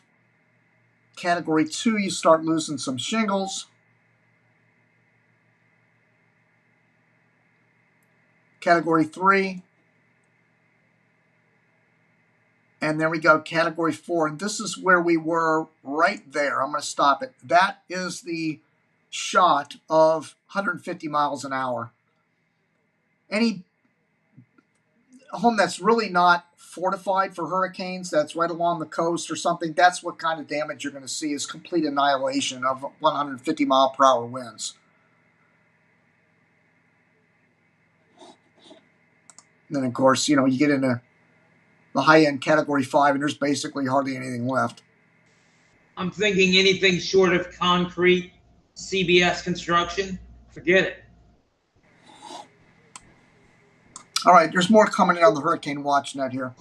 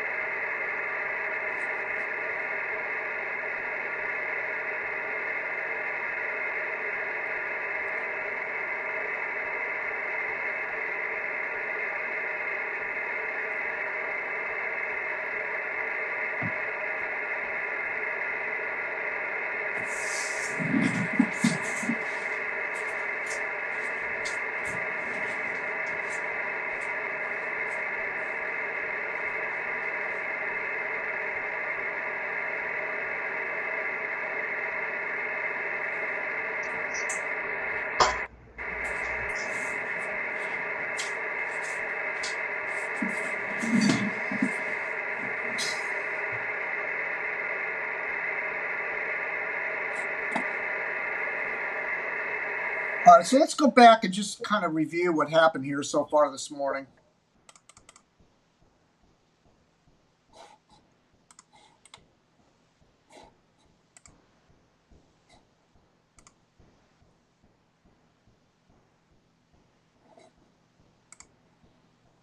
Okay, so here we were. This was at 3, 4 o'clock in the morning here, 5 a.m. It looks like the closest approach to Barbados was 87 miles. That happened at 7 a.m. this morning. And there's some video out there of some pretty intense, the ocean washing into some of the coastal, hotels and motels along the beach, on the southern-facing beaches. And then here we are. This was at 8 o'clock in the morning, 9 o'clock, 10 o'clock. Now, St. Lucia to the far north and Tobago to the far south were under the tropical storm force gusts, yellow circle. And this is about when we started our broadcast, right here. At that time, the winds were 140. And the National Hurricane Center had the recon out there and found the winds at 150 miles an hour. So at noontime. This is, oops. Hold on. Oh, it stops there. Okay. That's right, because it was based on the 11 a.m. advisory. So that was the position at 11 a.m. And then since then, you can see the eye passed directly over the island. Bam, dead center. And now it's passing by there. Again, the long-range projections just south of Jamaica, south of the Caymans, and heading towards the Yucatan. So I guess that'll, let's take one more look at the radar.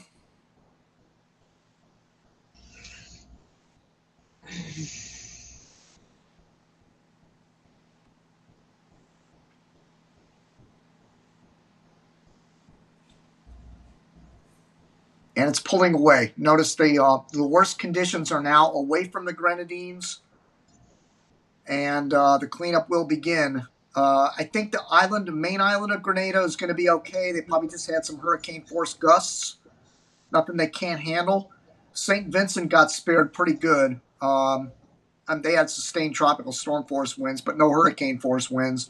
But the island of Carico got absolutely annihilated, and all those small islands just to the north of it as well. And the little teeny island that's just off the coast of Grenada got hit by the southern eye wall. So here's a panned out view of what happened as it moved through. And again, you notice St. Vincent, again, the core escaped St. Vincent. They just got some gust of maybe up to hurricane force gust a couple of times. And probably the main island of Grenada got it a little bit worse than the main island of St. Vincent. But again, the Grenadines got hammered. It's going to be a long recovery effort. Wish those people the best of luck. It's going to be retired for sure. Earliest, most significant hurricane for this part of the region in history. And I'm sure there's going to be a death toll when this is all said and done. Just hope everybody was able to hunker down or get away from the storm surge as it came in. So, without further ado, that is it. Thank you all for watching. Bill, any final comments? No, just my thoughts are with the people of Carico. Just take one day at a time, and it's long road to recovery. Yep, 10,000 people. 10,000 people live on that island. I'm sure most of them have damage to their homes, if not all of them. Yeah, people are going. And I'm sure they'll be there later today. I'm sure the aerials of this island are going to be pretty bad. If we can, We'll see the aftermath pictures. I'm sure we'll see some. Oh, let me just check social media real quick, make sure I'm not missing something here. Maybe somebody has some actual footage from there. Yeah. And let me check Jim Ed's one more time before we. Now this storm, Beryl is forecast to slowly weaken as it through the remainder of the week as it heads in the general direction of the Yucatan Peninsula, stays south of Jamaica. Pay attention to your local officials. Don't bank on this thing completely falling apart. Be ready. Wherever this thing makes landfall towards the end of the week. And that's all I've got for you. What did you tell? Have you talked to your friend in Jamaica? He's very comfortable. He's nervous. They need the rain. They're in severe drought. He's like, I'm thankful for the rain. Okay, here's a video from inside Carico. Let me see if I can.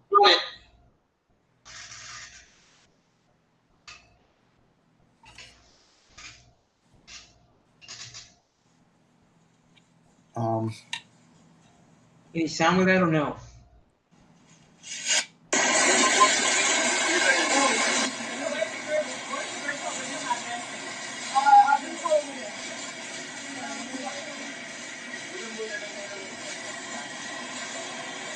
You hear the wind whistling.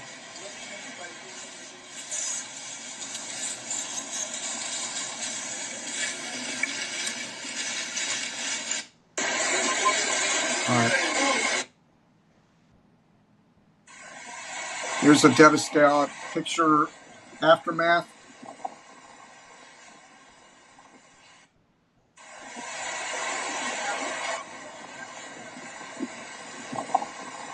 Yeah, busted windows. I'm wondering if that's in the eye wall. That can't be now. Somebody get that out on the front side? What is this? I don't know. Let me check. Footage from inside the eye wall in Carrico, Grenada, as Hurricane Beryl blasted through it. In the aftermath, much of the island is ripped to shreds, and many buildings sustained significant damage. Yeah.